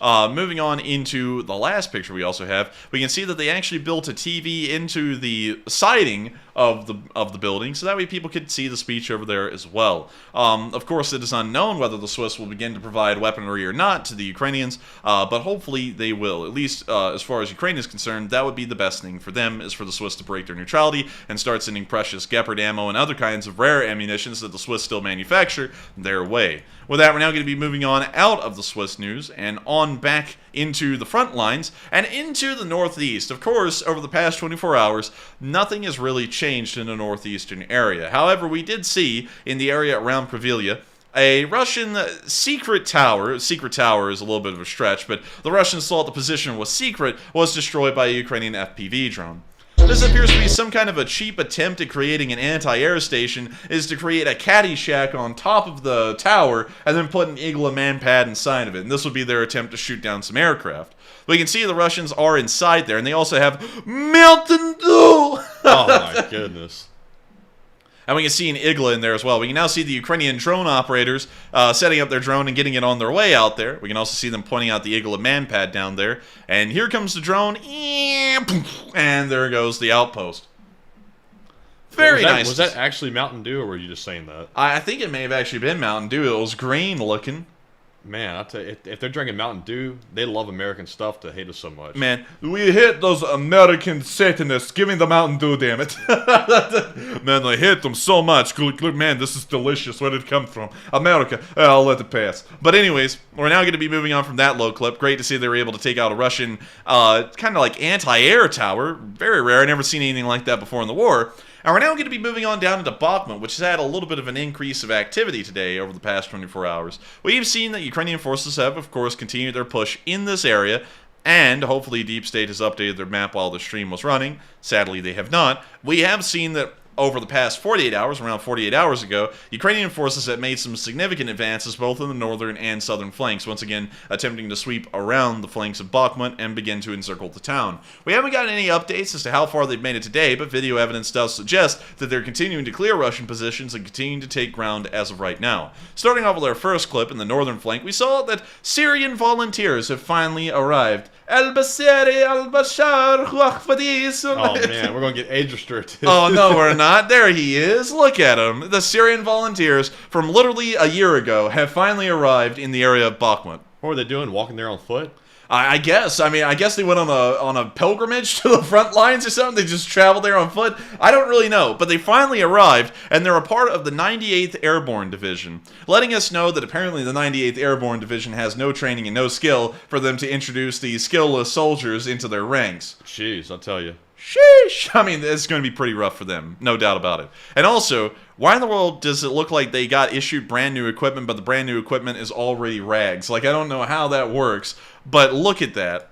I mean, like, it's finally broken in equipment. Yeah, that not secondhand, it's the like ninth hand equipment. It's gone through 9 other users until it got to them. What's the pink thing he's holding in his hand? Good question. It looks like a collar. Huh, okay. I don't. Yeah, I don't really know what kind of dog is wearing that collar, but I guess he got that dog in him. You know what I mean? But anyways, someone also said, "What the hell is he holding?" I don't know. I don't know, man. He's into something. I mean, like, we're gonna have to actually get a live reaction on that one. Matthew, what's your reaction to that? He might be a freak. My reaction to that is, anyways. Anyways, we're going to be moving on from that interesting little conundrum there, and we're now going to be moving on to our next bit, where we saw that a zoo park counter-battery radar was destroyed today by Ukrainian artillery fire. Apparently, counter-battery radars that are called zoo park don't work that well. And so here's the clip. So this is a support vehicle for the zoo park radar, by the way. Dang, okay, we're going to mute that immediately. But we can see the support vehicle right here. We can see the air burst round come and explode right in front of the vehicle, and there goes the crew. They're going to abandon the vehicle immediately. And the Ukrainians will start landing a couple more shots to make sure to take it out. When you see another one come in, this one once again landing just in front of the vehicle. And we can now see another one coming down right on top of it. And now we can see that Zoo Park counter battery radar. Who the hell came up with the name Zoo Park? I have no idea. How in the world does that have to do with counter battery? Once again, have absolutely no idea. But we will see that this place turn into a zoo like it's been unleashed when they hit it with artillery and these guys just go running loose.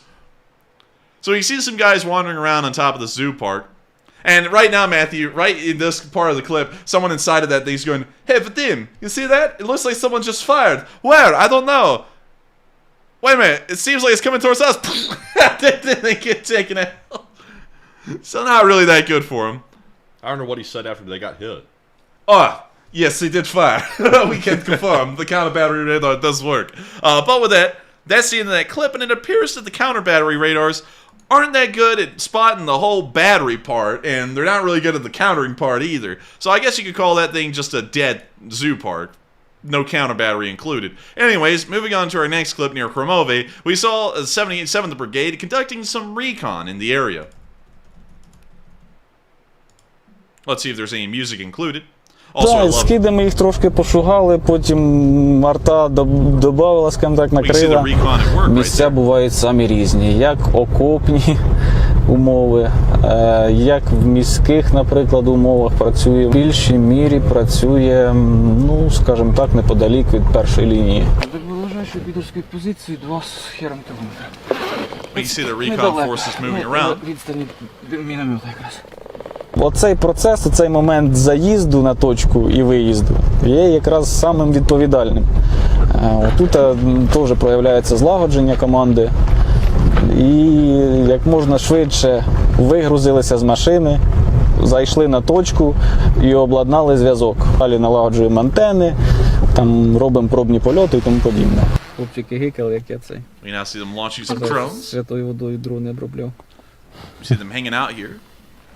Останні рази залітаємо там 7,5 кілометрів в тил ворога. That thing's got to make it to Ukraine eventually. It's really aggravating me, to be honest with y'all. Speaking about our drone, the freaking thing's been hung up in DHL now. They're saying that they can't get in contact with the third-hand guys. It's been like that for a while now, and now I have to reach out to the unit, which is in the middle of the counteroffensive, so they can't really talk a lot. And I got to find out what in the world is going to happen with the drone. It's a nightmare. Our drone still hasn't made it there, just in case of any of y'all were wondering. I kind of wish we'd just gotten on a plane and like flew it over there. I honestly think it would have been easier if we had just asked folks to help us to be able to fly over there and then just delivered it to them personally. Because at this point, it's gotten more complicated to just mail the drone to them than it would have been to just fly over there, give the drone to them, and then fly back. But anyways, I digress. Let's get back to the 77th Brigade. Ми з іншого ракурсу бачимо все, що відбувається там, і маємо змогу знайти більше цілей. Нові засоби противника ми знаходили два міномети, мені здалося, якраз нас і наших сусідів кошмарив. Після того, як ми відкоригували, як ми їх знешкодили, скажімо так, оце затиш'я. And with that, that's the end of the clip. But once again, huge credit to the 77th Separate Air Mobile Brigade that's been doing a lot of brigade level action in Bakhmut, and has also been the one kind of carrying the recon heading towards the actual city itself. Meanwhile, we also saw them fire an ATGM towards Bakhmut today as well. There's the town of Bakhmut. They're on a ridgeline here looking over the city. This is somewhere to the western side, kind of near the Promove area, but also just kind of towards the direct west of Bakhmut. 3, 2, 1, pust! And I gotta tell you, man, not to get sidetracked or anything, but those little flowers at the bottom of the screen are really nice looking, man. That's like photo worthy right there. They are quite nice. Peony? Say what? Is that a peony? No, you peon. I'm just kidding with you. I don't know what flower that is, honestly. They just look nice. That's all I know. But we now see them fire the ATGM. It's flying on down towards the Russian position, and...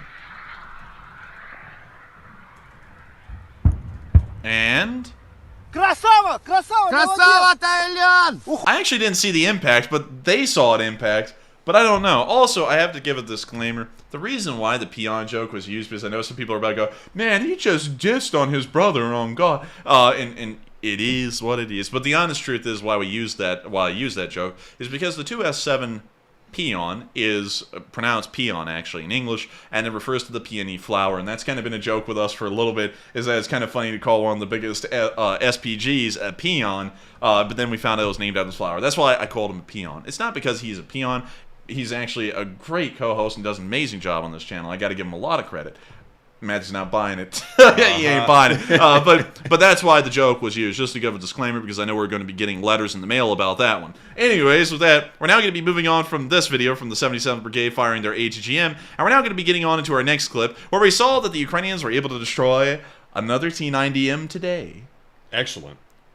Excellent. And I'd have to say, look at it roast. Man.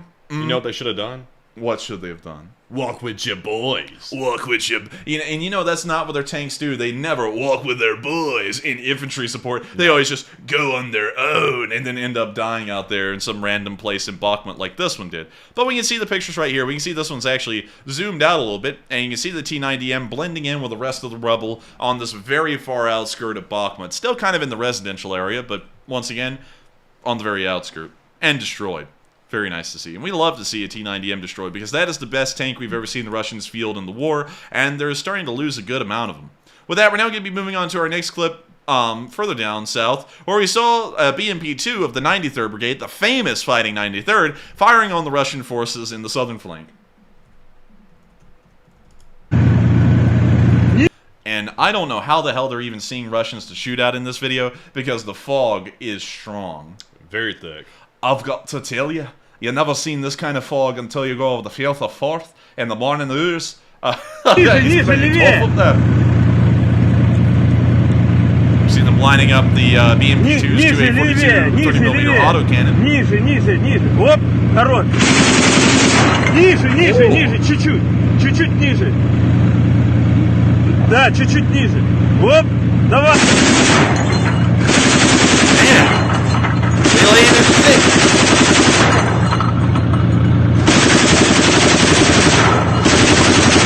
Dang, the recoil on that thing is so strong, not even the cameraman can hold the camera straight. It's literally like forcing the camera up. Watch. Like, good God!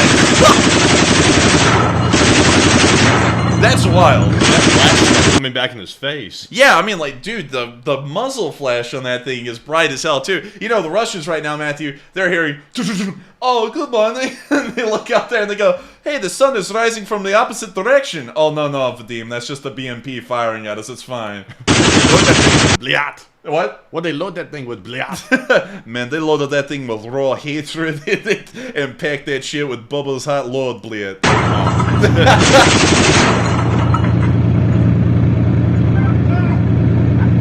Откат! Откат! Откат!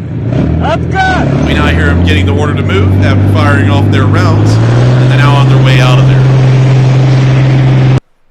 And with that, that's the end of that clip, but it's wild to see those BMPs going all out with the autocannon, because those things do have a very high rate of fire. We're now going to be moving on down to the area of Kurdimivka, where we also saw that the 3rd Brigade was able to capture some more Russian soldiers today.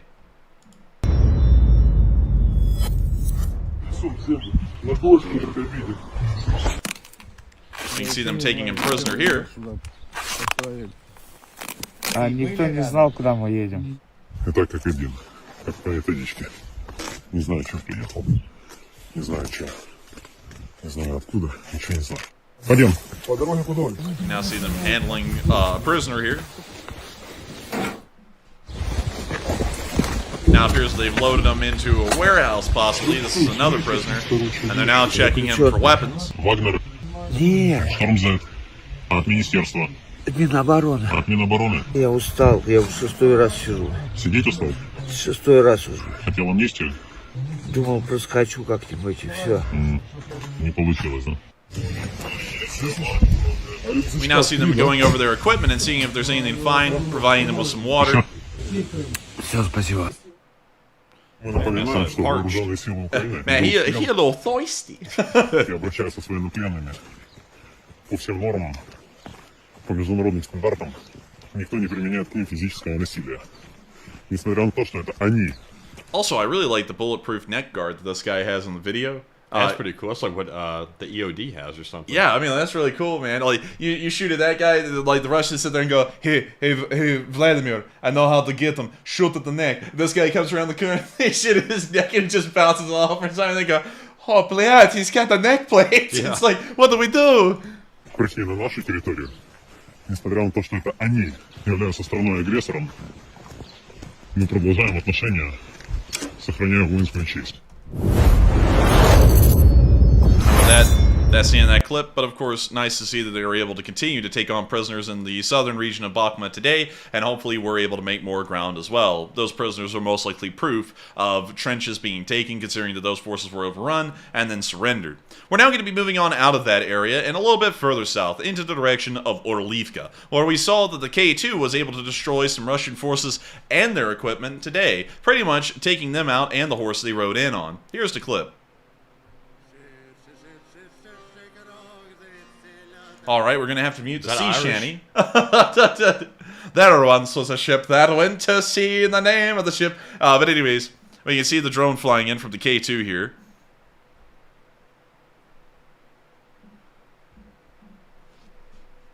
It's so vibrant looking. It's so green. It's so vibrant and also...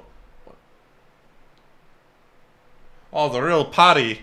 Oh, did he? The real potty got the real potty-whacking treatment. But anyways, we can see the Ural being hit here. And it had a Gushgun on the back of it, and it appears that Ural is out. What's it bouncing like that for, though? What's going on in there? You said nightclub, Vadim. Get the vodka.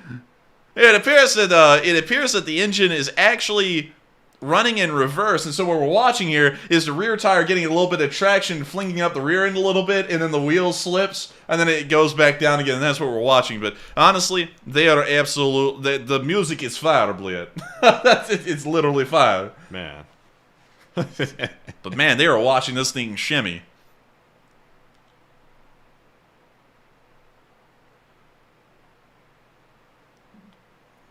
and it's still going. Somehow the engine is still running even though it's on fire. I don't know how, but, you know, the people at car meets, they need to take lessons and notes from this. The engine can be on fire and it can still work. And this is a Russian truck? Yes, this is a Ural 4320. That's a design feature I've never seen on anything except for a Russian truck. Me either. And I mean, like, it's just a rock-a-bye baby in the treetops feature. Oh, wow. Oh, dang. Just went from being a small smoldering fire to now this thing is gone. It's not rocking anymore. But no, that thing ain't rocking. It looks like it's burned down, actually.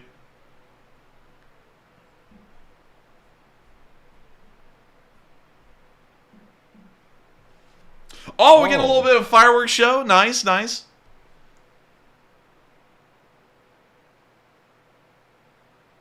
I like how the Ukrainians love to watch it burn right to the very end. Now, the Russians, they'll sit there and show you a small little poof, and it'll miss, but they'll cut really quick, so that way you can't tell. The Ukrainians will sit there for 2 hours and watch this thing burn just to show everyone proof that thing is good and gone.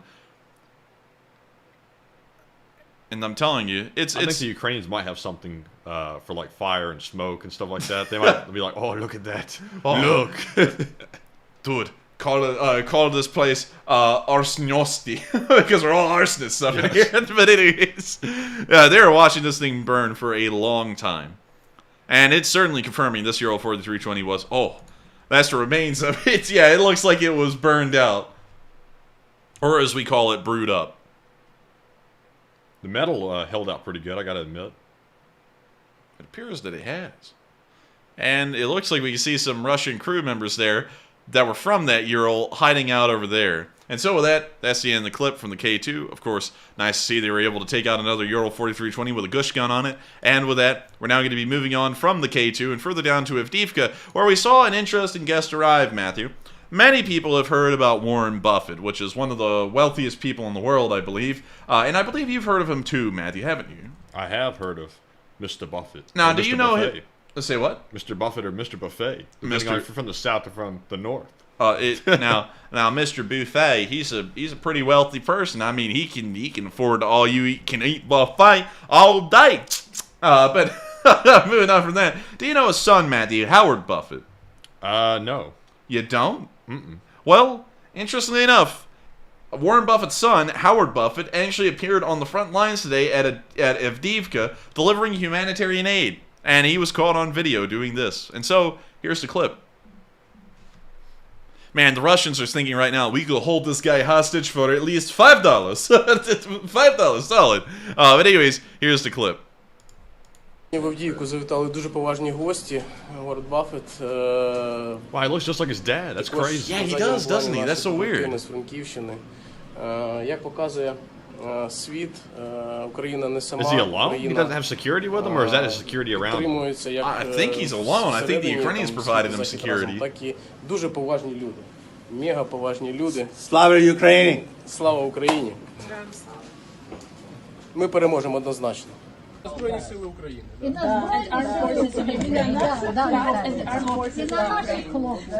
Well, you know, you have...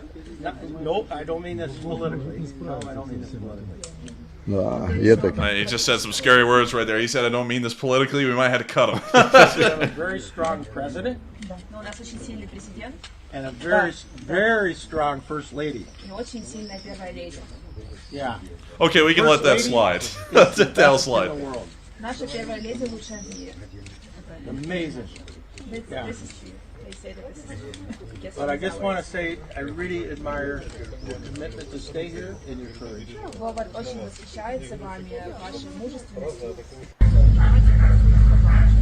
You see them continuing to move on. But you see that he does have a translator with him, so that may be a security detail as well that's with him.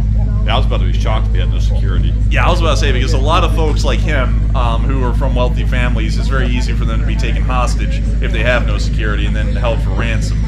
So he does have a security detail and a translator with him. We now see him posing for pictures with some of the soldiers of Ukraine. У нас дуже мощні гості. Ми сподіваємось, що це місто, воно заживе по-другому, ми зможемо, ми справимось так, як ми могли, справлялися і справляємося далі. Переможемо. Бути добру. Переможемо. Авдіївка – це Україна. Тільки так, друзі. And with that, props to him for heading over there. Yeah. Because you don't see too many people, you know, that are that wealthy just like going into war zones that often. Yeah, you don't see that. You know something else that's interesting that I just started thinking about when you said that, Matthew? A lot of those celebrities that were showing up at the beginning of the war, like in the first 2 months, to, you know, provide water and really take care of people, they're not around anymore. None of them are over there or even care about it anymore. And that's kind of those fair weather people that, you know, we kind of talk about a little bit every once in a while here and there. There are a lot of fair weather people out there that kind of just go with the prevailing wind of what's cool. And in the first month, or the first 2 months of the war, Ukraine was a cool thing to support, and everyone around the world wanted to hop on that train just because it was the thing. Like, literally everyone. I don't think anyone back in the day was against Ukraine at all during the first 2 months.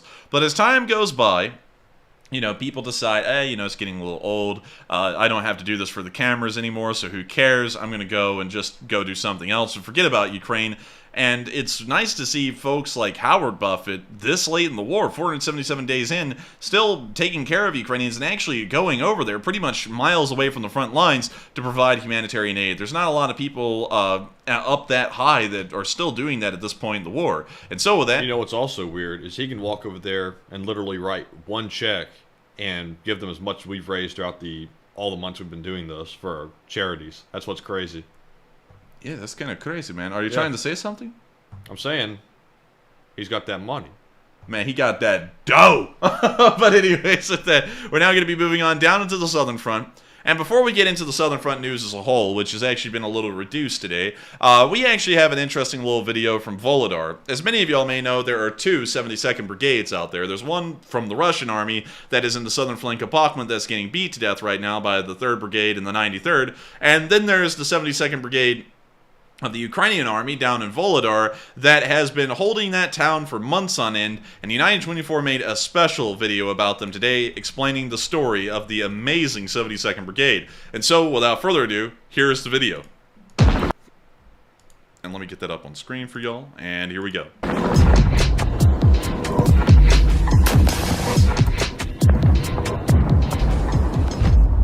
How did these soldiers manage to destroy a record number of enemy vehicles in a single battle?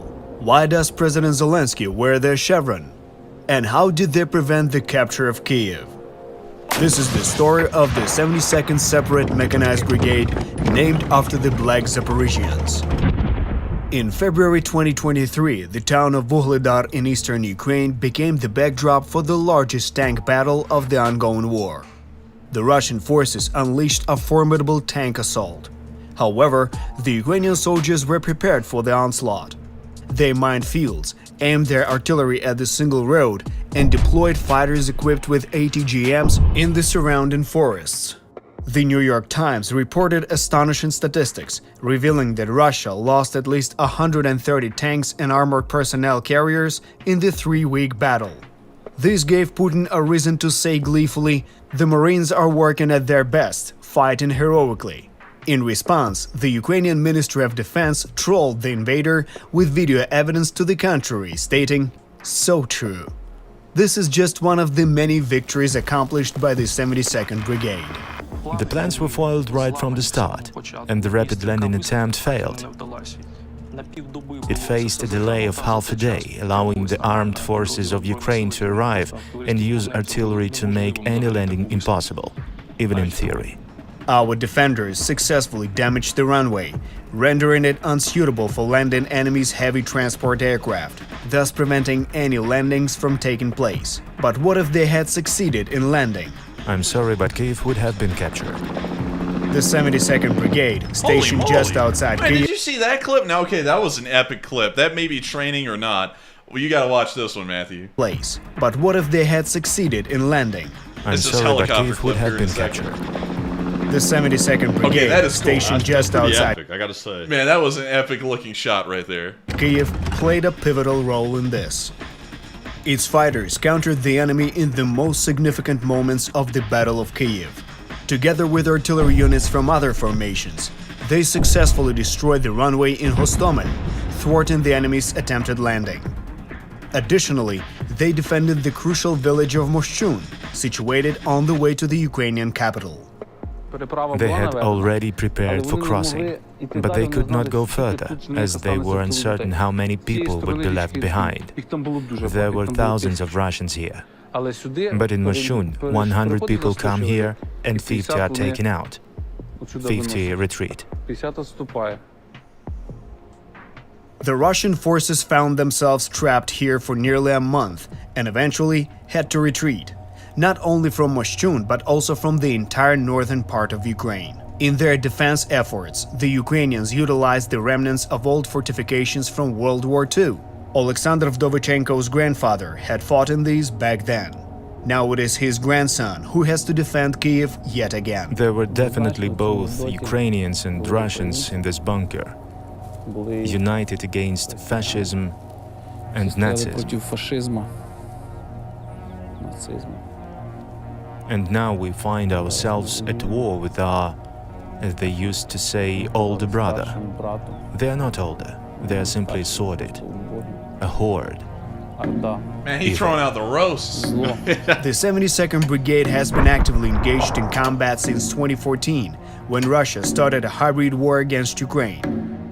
They distinguished themselves as among the first cyborgs, the renowned defenders of Donetsk airport, and played a significant role in the liberation of Mariupol. After 2014, the brigade held positions. Also, really quickly to clarify that clip of the BMP getting air was from 2014, not the. Still though, whenever it happened, that was epic. Man, that BMP driver, he said, "Proceed slow." He said, "Go hard." Okay. Most intense areas of the hybrid war, specifically near Volnovakha and Avdiivka. During their rotations, they were consistently hailed as heroes. In fact, the 72nd Brigade's history predates the events of 2014. The brigade's name, the Black Zaporizhians, dates back to the cavalry forces of the Ukrainian People's Republic, a state that existed in the early 20th century, but succumbed to the previous Russian invasion. A century ago, the Black Zaporizhians fought against invaders on the very same fields where present-day battles unfold, near Kyiv, Kharkiv, Mariupol, and Crimea. The modern Black Zaporizhians proudly continue the legacy of their predecessors. Their chevron, inscribed with Ukraine or death, is also worn by President Zelensky, who received it from the 72nd Brigade in 2019. The brigade is famous for its skill in using drones. Using civilian drones and small ammunition, they destroyed entire Grad systems or demonstrated impeccable precision. The brigade also utilizes unique German DM-22 mines, which they strategically place along roads to target passing vehicles. These mines, armed with tandem charges, were responsible for the destruction of a significant number of Russian tanks in the Battle of Vuhledar. One of the most notable battles of the 72nd Brigades was an ambush on Russia's 90th Tank Division in March 2022 near Kyiv. Intercepted communications revealed that the invaders lost nearly an entire regiment and its commander, Colonel Andrei Zakharov, was killed. In the autumn of 2022, they fought near Pavlivka in eastern Ukraine. The village came under attack by approximately 600 enemy Marines from the 155th Brigade, supported by 30 armored vehicles. The severity of the situation in Pavlivka was acknowledged even by the UK Ministry of Defense. However, the Russian elite troops soon released an open letter revealing that within a few days, around 300 of their soldiers had been killed, wounded, or captured, and half of their armored vehicles had been destroyed. Around the same time, Rustam Muradov, the officer in charge of these Russian attacks, was promoted to the rank of Colonel General. Okay, I'm not gonna lie, man. Shoigu wearing that uniform, he's not the Minister of Defense. He's the Minister of the Gut. I mean, like, goodness. I'm telling you, he must chew, I tell you. I mean, like, he is, man, he is getting on into that borscht, and he's getting on into those doctor's sausages a little too much over there, man. I'm telling you, a little too much. These people have no food shortage, or at least for the top people, they don't. No, not for the top people. The 72nd Brigade remains steadfast in its fight against the enemy. The goal is to liberate the entire Ukraine. I can only say one thing to our so-called friends from the other side. Do you want this land? We will mix you with it. And with that's the end of the clip from the United 24 YouTube channel talking about the amazing 72nd Brigade that has fought in practically all of the major battles in Ukraine and certainly proved their mettle over the winter in Volodar. And I remember way back when the 72nd Brigade was covering that town, defending that town during those assaults by Russian forces, and it was unbelievable to see them in action each and every day, wiping out Russian forces. The Russians hardly even gained an inch of ground with the 72nd Brigade in Volodar, and they certainly deserve the praise and the story that United 24 just told about them. Massive credit to them and the brave soldiers that make up that 72nd Brigade. With that, we're now going to be moving on into the southern front, where the counteroffensive is still rolling on. It appears, however, that massive gains have not been made today, however, and that may once again be because of the poor ground conditions due to yesterday's weather of severe thunderstorms. Starting off with our first clip near Staromanivka, we did see a Ukrainian BTR-4 absolutely going for it over the fields in this area. And when I say go for it, I mean the suspension is probably busted. Here's the clip. And look at that thing go. It's like a boat overseas. You see it rolling on by, and that's the end of the clip. But a really interesting little BTR-4, once again, trudging through the countryside.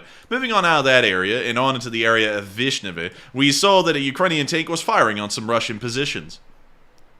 And, of course, without further ado, here's the clip. We can see the tank slowly moving up and firing, and it appears that this may actually be a T-80 BVM that was captured from the Russians and now being used by the Ukrainian army.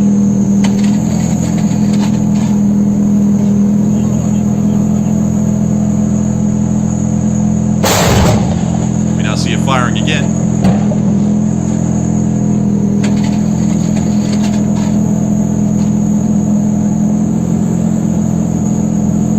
Now you see the tank advancing and firing as it goes. We can also hear some rifle fire out there. It may be supporting Ukrainian infantry in a firefight in this area.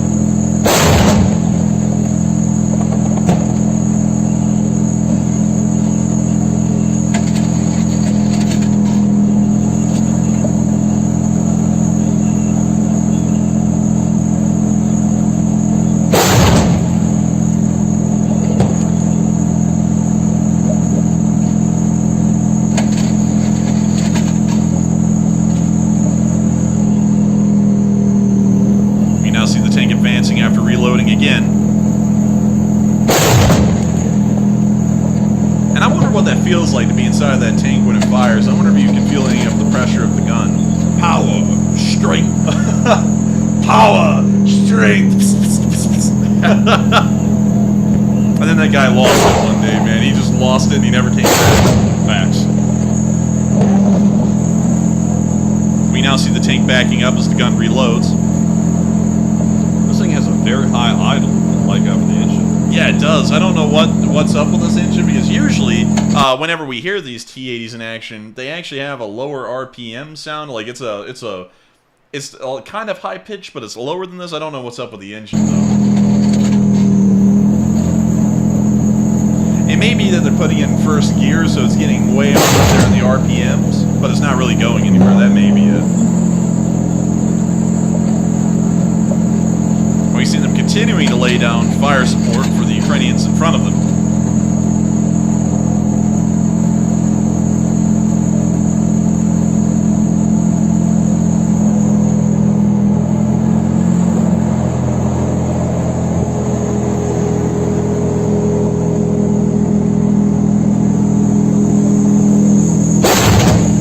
We see them continuing to fire the gun.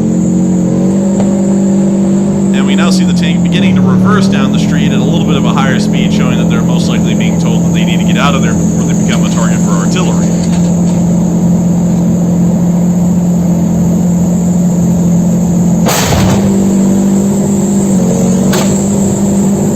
And they are certainly heading the reverse now. We can see some smoke coming out of the engine as it's continuing to retreat. And man, they kick that thing up on the reverse on high gear, man. They getting out. They scoot. It's like a French tank. Oh man, those French tanks, man, they can go fast in reverse.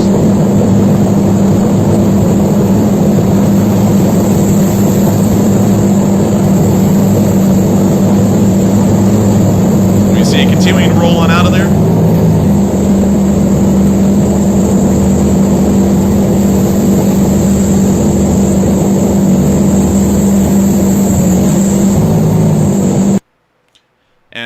that's the end of the clip, and once again you can see that that tank was actually a part of the 72nd Brigade, once again operating in the south and hopefully getting some good shots off. We're now going to be moving on to our next clip where we saw a BMP-3 of the Russian army being wiped out by a Ukrainian FPV drone. Whoa, hey, easy now with that copyrighted music. We don't want to be getting in trouble with NBC and then facts, and then blaming it on some random YouTuber out there. Big facts. Big ultra mega facts. And we can see that this FPV drone is going right into the rear of the turret. And it appears that they paused the video there. And now we get to see the BMP, and oh, it's gone. Ammo racked, as a matter of fact. And man, I gotta tell you, that FPV drone went straight through the turret and said, oh, look at that rack, and then it just blew up. So, turret toss! We had a turret toss! We gotta go see it again. Where did the turret go? Oh, come on. Go back, go back, go back. Oh, the turret went all the way up there. Wow, good form. It went above the smoke cloud. I would give it an 8.5 out of 10. Good arc. Good arc. I would say an 8.5. Yeah, I would think an 8.5. I think we're both set on 8.5. I think that's a pretty good number for that one. Pretty impressive as well, and great to see that they were able to get another BMP-3 here in the south. With that, we're going to be moving on to our next clip behind the lines, where we got a picture of a Bradley, an M2 Bradley, that had ended up surviving a direct impact from a Grad's MLRS rocket. A Grad MLRS rocket is around 122 millimeters in size, quite a large rocket by any measure, and this BMP, well, more so Bradley, survived a direct hit from one. We can see the picture here of the burn marks along it, but it'll just require some minimal repairs, and it'll be back in action in no time. Great to see that the Bradley can survive the 1 in a million chance of being hit by a Grad rocket. We're now going to be moving on from that little clip and even further on down the southern front, where we also saw some Russian drones destroying a Ukrainian electronic warfare vehicle, but it appears that it actually missed, and once again the Russians tried to do some editing tricks to make it look like it was a successful hit. Oh man, they got that music playing and everything. But we can see the drone coming on in. And it's coming on in, Blit, and here it comes. And where in the hell is it? And you can see I definitely missed. Oh yeah, that thing missed, dude. That thing literally went and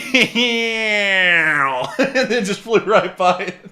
It blew some equipment or something off the top of it, but it didn't hit it. I think it blew the dish off that the Ukrainians were using to get some good TV reception, and that was it. So my direct TV. Dude, the Ukrainian inside there playing Xbox right now. Blah, my TV!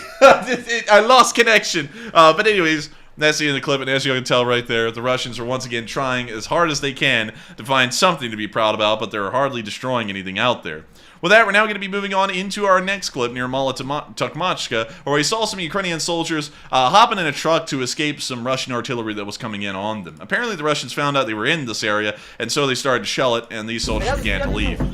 We can see the rise of some smoke from a shelling over there. We can see this soldier doing the quickest hop on board we've ever seen. And they are now on the move. And that thing's got an engine. Wow.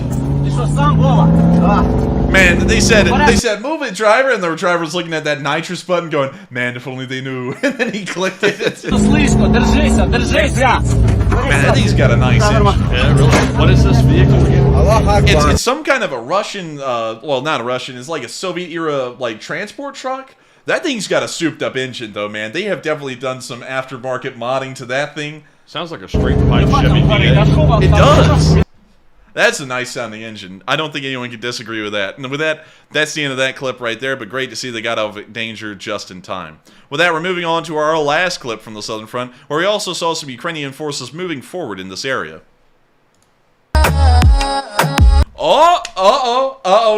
We about be schmoving. But we can see this film here is being taken from an MRAP, and right beside this MBT, right beside this MRAP, you can see some MBTs on the move. Sadly, I wasn't able to identify what that one was right there. Wait, that is actually a T-62.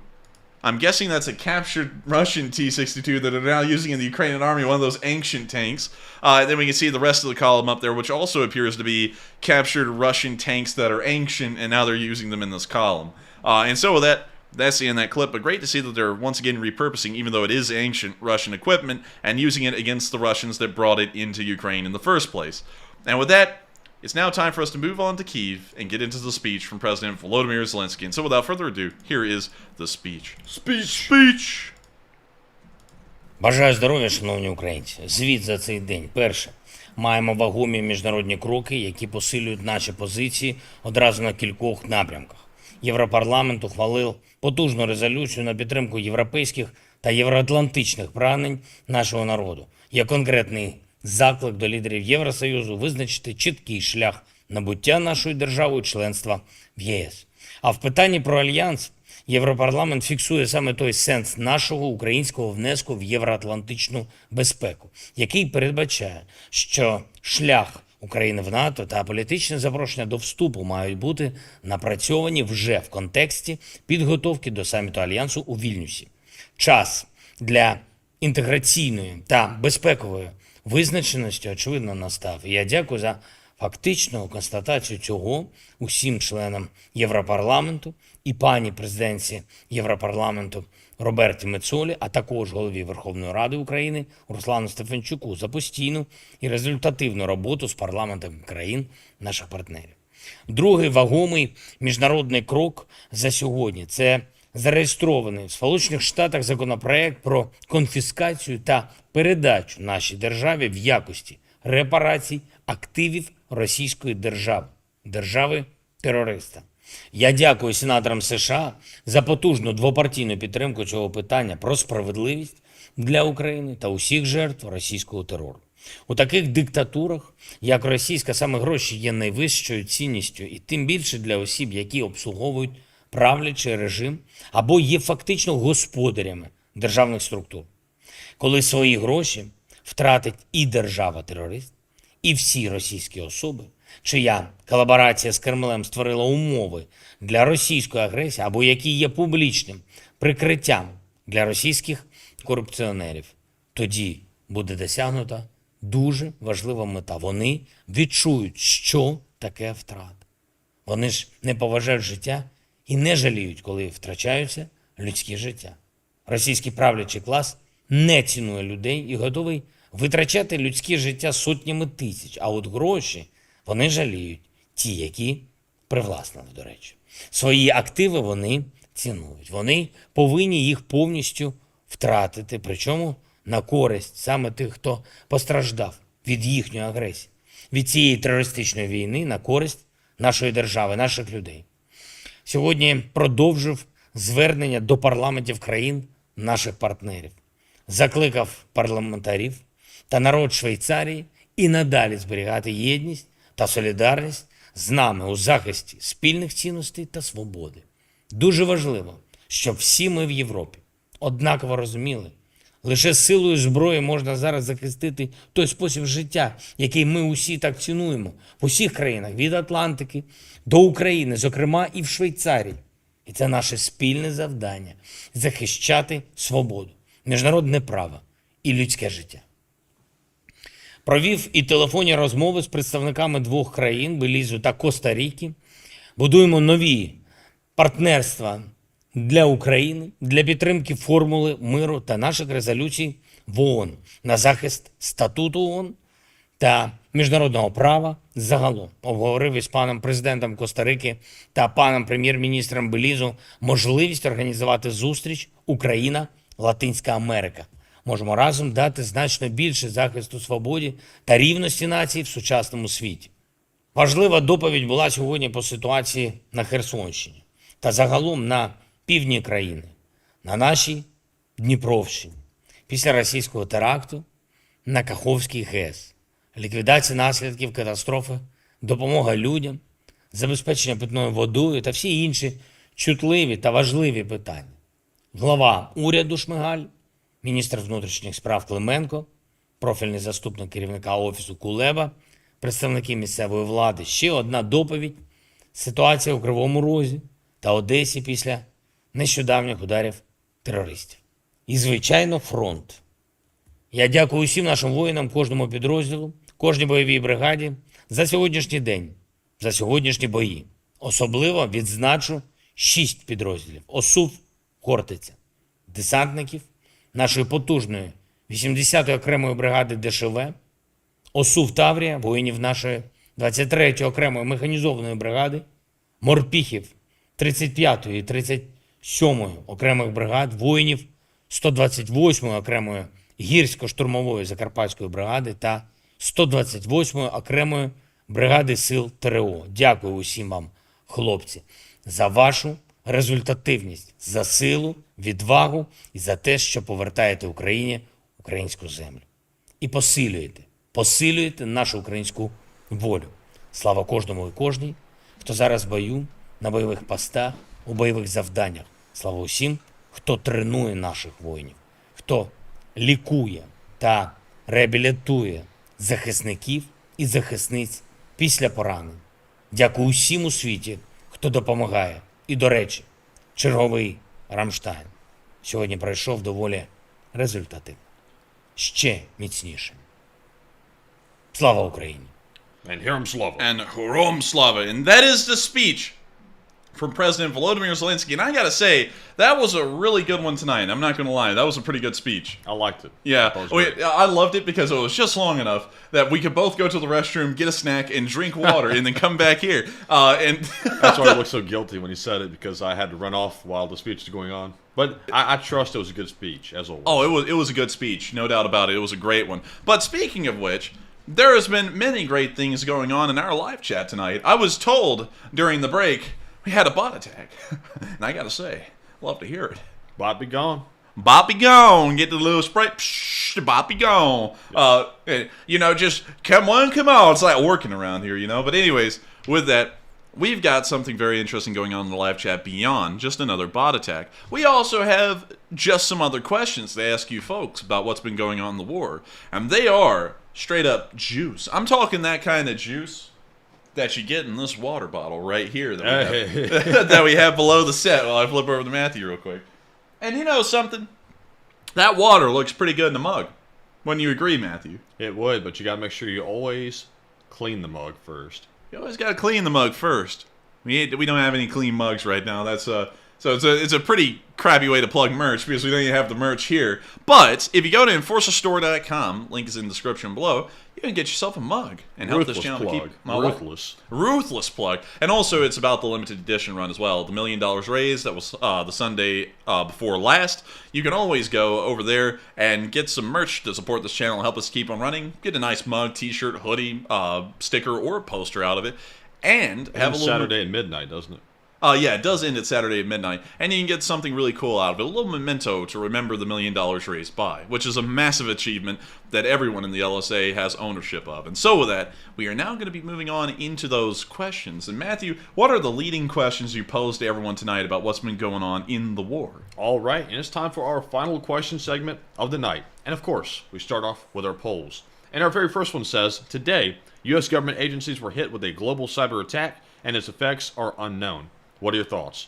38% said it was intended to intimidate, 22% said it was to cause severe damage, 25% said it was only a test of abilities, and 15% said unsure and undecided. And on this one, it's hard to tell exactly what has happened because the government has been very tight-lipped about it. We were told that they're trying to assess the damage. Typically, when they say that, my gut reaction is they're trying to hide how bad it was, but we really don't know. So I'm going to withhold judgment. But Enforcer, what say you? I would have to say I'm going to have to withhold judgment on this until we get more information, because considering the lack of information from the government, it could have gone either way. It could have gone really well, and they're just trying to keep it under the rug, or it could have gone really badly, and they're trying to keep it under the rug again because of that. So I'm actually going to have to withhold judgment for the moment and wait and see how bad it really was. I would find it pretty hard-pressed, though, that a Sudanese hacker, Matthew, would be able to screw over the U.S. government. I'm finding that pretty hard to believe, but who really knows? But with that, I hope that does address that fairly well, and we are on to the next one. All right, and our next poll says, do you believe that the U.S. cyber attack was carried out by a pro-Russian hacking group? 57% said yes, they threatened to do so. 18% said, it could have been China. 16% said unsure, and 9% said no, we have no idea who it was. And on this one, I would have to say that I don't think it was a coincidence that yesterday the pro-Russian hacking group threatened to take down the European banking system, and then the next day, within the 48 hours that they threatened, all of a sudden we see U.S. government systems come crashing down. They used some kind of exploit relating to email to get in, so it wasn't a textbook hack per se, more of a exploit, but concerning to say the least, because they were able to get in. We were talking yesterday about China being able to hack into systems, and it looks like a group of basically internet thugs have gone in and hacked into systems now as well. But Enforcer, what say you? Wait a minute, you're saying internet thugs can do that? Do we need to be concerned? I mean, it doesn't hurt. Doesn't hurt.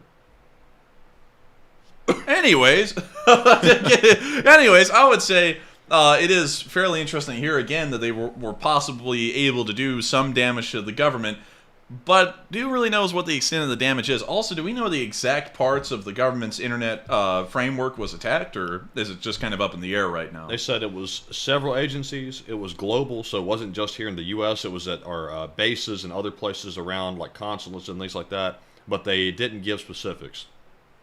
Huh, that's interesting. Once again, I don't really know a lot about the cyberspace. That's one thing I don't really know a lot about, because as many of y'all know, being a history major and everything, the internet's only come around in about the past 20 and 30 years in full form. So it's really hard to sit there and talk a lot about the internet because it's so in-depth, it's so intricate, and on top of that, it's so new that I don't really have a lot of precedent to go off of to really talk about what happens on the internet. Oddly enough, though, we do operate on the internet. But with that, I hope that does address that fairly well. While Matthew sits over there and smirks at something. I just saw Raj Kapoor say it's a perfect spot to plug a VPN, and this would be a perfect transition. And this is sponsored by, and then say a VPN of some sort. And you know, there's a lot of bad people out there trying to get your information. As a matter of fact, we actually know about that. We've been doxxed before, and that's why it brings us to our sponsor, Kiss My Ass. Kiss My Ass is a... okay. I mean, damn, son. They're Where'd you find this? They're a brilliant sponsor, though, because whenever anyone sits there and says they're going to ruin our lives at 3 a.m. in the morning, and we know they know where we live, we just tell them, kiss our ass, and it works just well. It's like wax on, wax off. It's great. But anyways, I was just wanted to put in a word for our sponsor. But with that, we are on to the next one. And also, I saw some folks saying, you know, how complex was the hack? I'm no expert on it, but when it comes to exploits, it's really easy to basically social engineer people to click on links and emails. Basically, human error can lead to some pretty big breaches to happen. These people didn't necessarily have to be geniuses to get into the system. They just had to know how to trick somebody into clicking a link. But Enforcer, would you like to add anything in? I would like to add in that clicking on links is something that has ended up to the detriment of people that we've known on this channel before. You know, whenever the schisms happen, little links went around.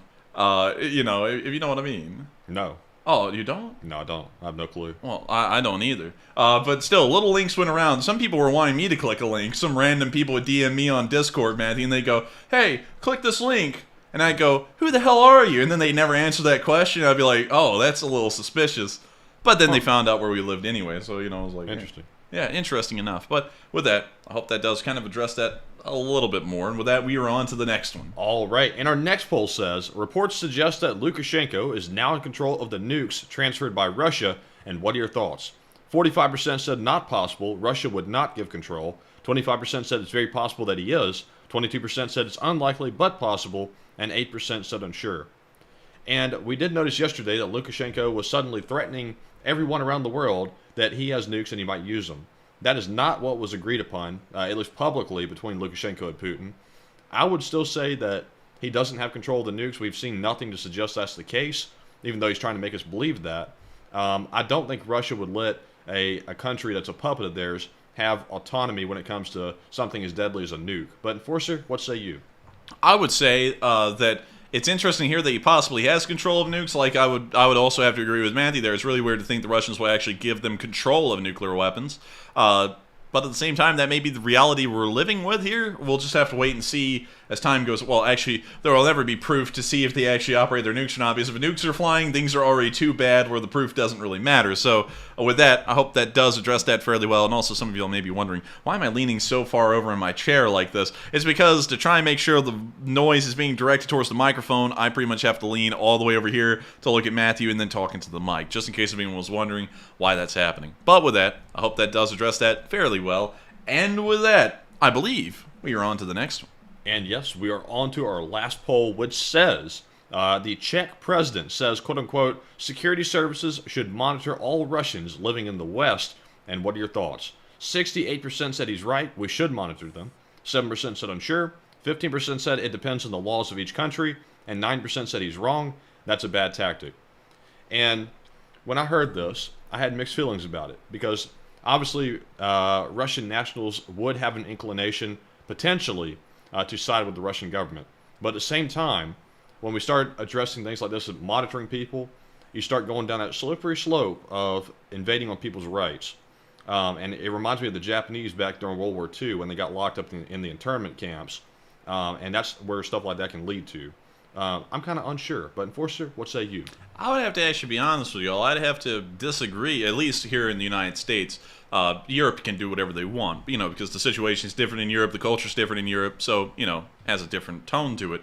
But here in America, I'd actually have to disagree with that. If Russian nationals are here in the United States does respect a right to privacy, and while they're not American citizens, which is true, and they're not technically owed any legal rights for that reason, at the same time, however, that is a slippery slope that could lead to the invasion of privacy for American citizens themselves.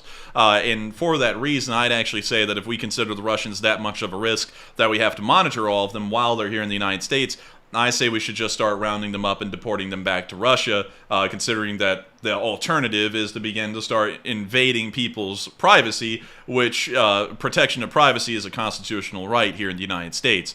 So I'd actually say that would be my answer to it, at least an American answer. But of course, in Europe, in some countries, there isn't really that much of a right to privacy. In Germany, however, there is such a strong right to privacy, Google Maps can't even get a street view in most places because it's just not legally permissible. But here in America, our right to privacy would most likely have a problem with that, even if they weren't citizens. And for that reason, I'd largely have to say, if we consider them that much of a problem, and we know how many Russian nationals there are and where they are to be able to surveil them, we should just gather them up and then deport them. I think that would probably be better to ensure the rights of American citizens in that event.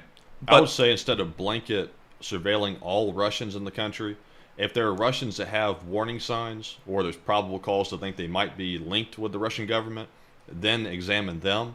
But don't go and just start, invading everyone's privacy just for the hell of it, just because you think, they're Russian. I mean, it seems like this country has gone through that lesson a few times too many at this point. And we have, but it's always a lesson that some folks may not get because, the situation now seems like it deems it. And also, I saw someone say, have you ever heard of the Patriot Act? Yes, I have. And that's a slippery slope in and of its own right as well, because in the attempt to try and find radical terrorists here in the United States, it is possible that other innocent citizens' rights to their privacy could be invaded in that situation as well. It's, once again, not to, of course, get into that and get into the whole politics of the ordeal, but once again, another slippery slope in that direction. And I honestly feel instead of moving down that slope again and starting to invade the rights of American citizens in the attempt of trying to surveil people who aren't even our own citizens in our country, if we consider them that much of a risk, we just need to send them back to where they come from, which is Russia. And that would be my take on it, my honest opinion, because and some people are making an honest statement, and it's true, and I've already stated this as well. They're not citizens; they're not legally owed any real rights, at least based off of them being a citizen or a non-citizen. They're a non-citizen, so they have no rights as an American citizen. But the thing is, however, is that while they're not citizens, the people they may be associating with, considering they're in America, may be American citizens. And that may spread that little scope of surveillance out beyond just that specific individual and the people they associate with, which may be American citizens entitled to rights here in the United States. And that's a little bit of a shaky ground I wouldn't want to cross, regardless whether those people are pro-Russian or pro-Ukrainian, because then you open up a can of worms where everyone could end up coming under surveillance for really no reason. And the only explanation that needs to be given is we think they might be around a Russian national or something similar. And I saw some folks in the chat saying in here, let's see where it was, somebody said, you have no privacy in the U.S., and the Patriot Act took that away. The catch is, though, even if they surveil you and they do gather evidence on you, if the evidence was gathered illegally or improperly, that will typically be thrown out in court and they can't use that against you. So even though they are surveilling, typically it's not usable in a criminal sense, or at least from what I've seen. So that's that. But personally, me, not getting political here, Patriot Act was horrible for privacy. Terrible. I honestly don't really, and of course I'm just kind of, saying this as a thing I've observed. I haven't actually seen anyone ever say anything positive about the Patriot Act, regardless of who they are or what they believe in. Everyone got pressured into it because the circumstances were extreme. So if you said no to it, you looked like you were turning a blind eye to the tragedy that happened in 2001. Yeah, it was of course, when, people can go back and curse them kind of like we are right now about the Patriot Act, but when you were there at that time, it seemed like the right thing to do, kind of like how putting Japanese Americans into internment camps in 1941 and 1942 seemed like the right thing to do then, but of course hindsight lets you see that's not really the best thing to do, and I think that history has shown us at this point it's not good to start surveilling people like that. America's got a couple of instances like that where it didn't turn out good or people don't really like it much. And once again, just to reiterate this again and to hit this home, in my opinion, if guests from a foreign country are that much of a risk to the United States that we would have to surveil them the entire time they're here, they might as well not be here, because that's too much of a liability. That's eating up government resources that could be used elsewhere, and so it would just be better to use those resources to find them and then have them deported back to Russia. So with that, hope that does address that poll fairly well, at least in my opinion, if we're talking about going down that route, like the Czech president stated. And with that, we are, I think, on into the questions, if I'm correct. And we are moving into our Super Chat questions. And up first, we have a very generous $120 donation from Mark, a competent drone operator. And thank you, Mark, for that support. And he tells me he's scrambling to get ready to go somewhere. So I think he might have left for the night. But thank you, Mark, for that support. He says they should give those Darth voice modulators to all Ukrainians and scare the hell out of those Mobiks. And I thank you so much for the support, Mark.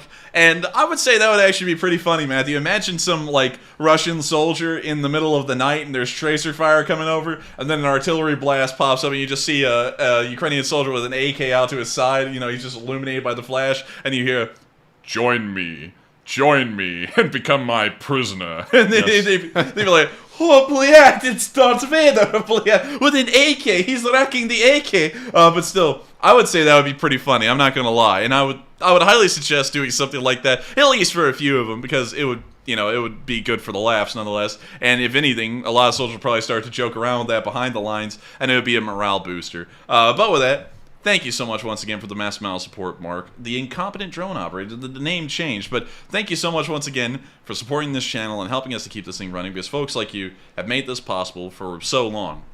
You've been able to help us to run this stream the unique way it was. It was the first one in the Ukraine war sphere to ever run ad-free and sponsor-free and rely entirely on viewer support to keep this thing rolling. And I gotta thank you so much for helping us to work combined 100 hours a week on this thing to make this stream and the channel possible. If it wasn't for y'all, we wouldn't be able to give up so much of our time in our lives to do this, to be able to cover this war and help out the folks in Ukraine. And I got to thank you so much once again for support and appreciating this channel enough to support us and help this thing to keep on running, because without folks like you supporting us, it wouldn't have been possible. And so with that, thank you so much once again, and we are on to the next one. After that speech, we need to get a PBS plaque and put it up on the wall back here. That would be fitting. Go ahead. No. Go ahead. By the way, in case y'all are wondering, why in the world is the dialogue so weird in between us sometimes? We can hardly hear each other. That's why... Barely. Yeah, barely. That's why it sounds like we're kind of shouting into the mics right now, because we're actually keeping our voices loud enough that we can hear ourselves, and we can hear... we can actually talk to Matthew, or Matthew can talk to me, so... These headphones might double as hearing protection for at the range or something. They're pretty muffling when it comes to sound. Oh yeah, they are. They really are. And so with that... we are on to the next one. All right, and with that being said, we're on to our next super chat, which goes to Colleen Emsley, who puts in a very generous $100 donation, and thank you, Colleen, for that support. Hey! She said, thanks, and it's good to see you live. Wolves at the door, or bears on my dock behind me with only a fishing rod for defense, only in Calling Lake. Didn't think I needed a gun on the dock, but next time I'll be ready. Slav Ukraine. And need to send you a heli model. Hey! Oh, man, I gotta thank you so much for the support, Colleen. And also, I hate to hear that you ran into wolves at a bear on the dock. She needs that 44. Man, she needs that cold anaconda. Yeah, or Desert Eagle. Yeah, Colleen walks out there, sees the bear. My anaconda don't. That just gets the bear. Or a Scar, actually. A 308, that would do the job. With a compensator, you scare off the wildlife in all of British Columbia right there with that thing. But still, I got to thank you. Well, actually, I think she's in Alberta, if I'm correct. Calling Lake is in Alberta, not British Columbia. I might be wrong on that, but still. Sure. Say what? I'm not sure. I'm not sure either, but I got to thank you so much once again for the support, Colleen, and hopefully you stay safe out there because you are practically in the only frontier left in North America, which is northern Canada and Alaska. That's really all that's left, and it is quite dangerous out there. There's a whole bunch of wild beasts out there that could gore you or pretty much ruin your day in a matter of minutes. It's pretty crazy to hear that one of them was out there on the dock. It must have been Yogi Matthew going, "Hey, Babu, we gonna go fishing on the docking port." The docking port. Yeah, the docking. I don't know how that works. That's like some crap from Star Trek, the docking port or something. Yeah. But anyways, hope you stay safe out there. Make sure to carry your shotty with you, so that way you can always give a bear a good bit of buckshot. The bear sits there, man. He gets hit by it. Goes, "Hey, I'm not a buck." It just wipes it off. "I'm not a buck. I'm a bear." He got a little bear shot instead. What? Yeah. Yeah. I didn't even hear that. I said yeah. All I did was I looked over there at Matthew and I saw him do this, and that's all I saw. I didn't even hear anything. I was like, "What the hell did he say?" And also cough cam. But anyways, with that, thank you so much once again for the support, all the way from Calling Lake, and I gotta thank you so much once again, Colleen, for being around forever as well and helping this channel to keep on running because folks like you have made this channel possible. And I gotta thank you so much for the massive amount of support because honestly, it really blows us away when folks support this channel like this. Because it's just, I don't know how to explain it. It's always wild to see the people appreciate the channel so much that they would go above and beyond just supporting us, but helping us to have a pizza fund and everything in the background. And also, if you ever send us a helicopter model, we wouldn't be against that whatsoever. Matthew is a sucker for models. I am. Yeah. He perked up. He was like, I am. But we are a sucker for models like these right here. We absolutely love them. And if you did send us one, we would be more than happy to get it. And so with that, thank you so much once again for support. I hope that does address that fairly well. And with that, we are on to the next one. All right. And I got to say, since you mentioned the model, I just looked at it. That frogfoot is armed to the teeth, like full of armaments. Oh, yeah. And sadly, we couldn't figure out how to get the AIM 120s onto the side of the F-16. We need to figure out how to do that because I need to see those on the side. That looks so cool. Yeah, we do. This little F-16 here, which I will drag and frame by its vertical stabilizer here. And here we go. So, you can see this a little bit, but it's a smaller model. It's 1/72nd scale. It actually has these outer pylons here that you can kind of see right there. And we had some AIM 120s that came with this thing, and they can be mounted onto this outer rail. Problem is that the outer rail and the mount for the AIM 120 are just off. I don't really know how to explain it, but you can't actually fit the AIM 120s we got onto the model right there. So the only thing we could put on were the wing-mounted external drop tanks. That's all we could do. But still, it is pretty cool. And I guess, the best way we could explain the way this model looks is that it's an F-16C being used for training in Poland, since it doesn't have any armament on it. It just has fuel tanks. Wasn't Poland the one wanting to transfer those to Ukraine? I think they were. While I move it like a teacup, gotta be very fragile with those. But it's wild how small that is. That's the same scale as that Su-27 that we have that we gave away on the anniversary podcast. And we have a spare one somewhere around here. Yeah, we do. It's actually right behind me. Oh yeah. So put it up there next to the other one so you can see the massive scale of that one. Look at the headlock here.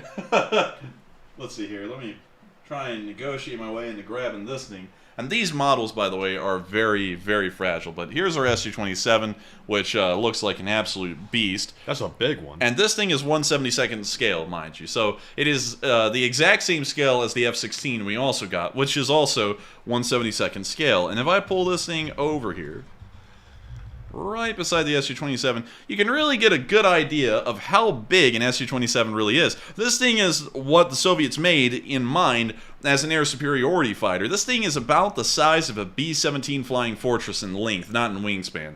And the F-16 is far smaller. I think it's only about 50 feet long. You can obviously tell that here in scale.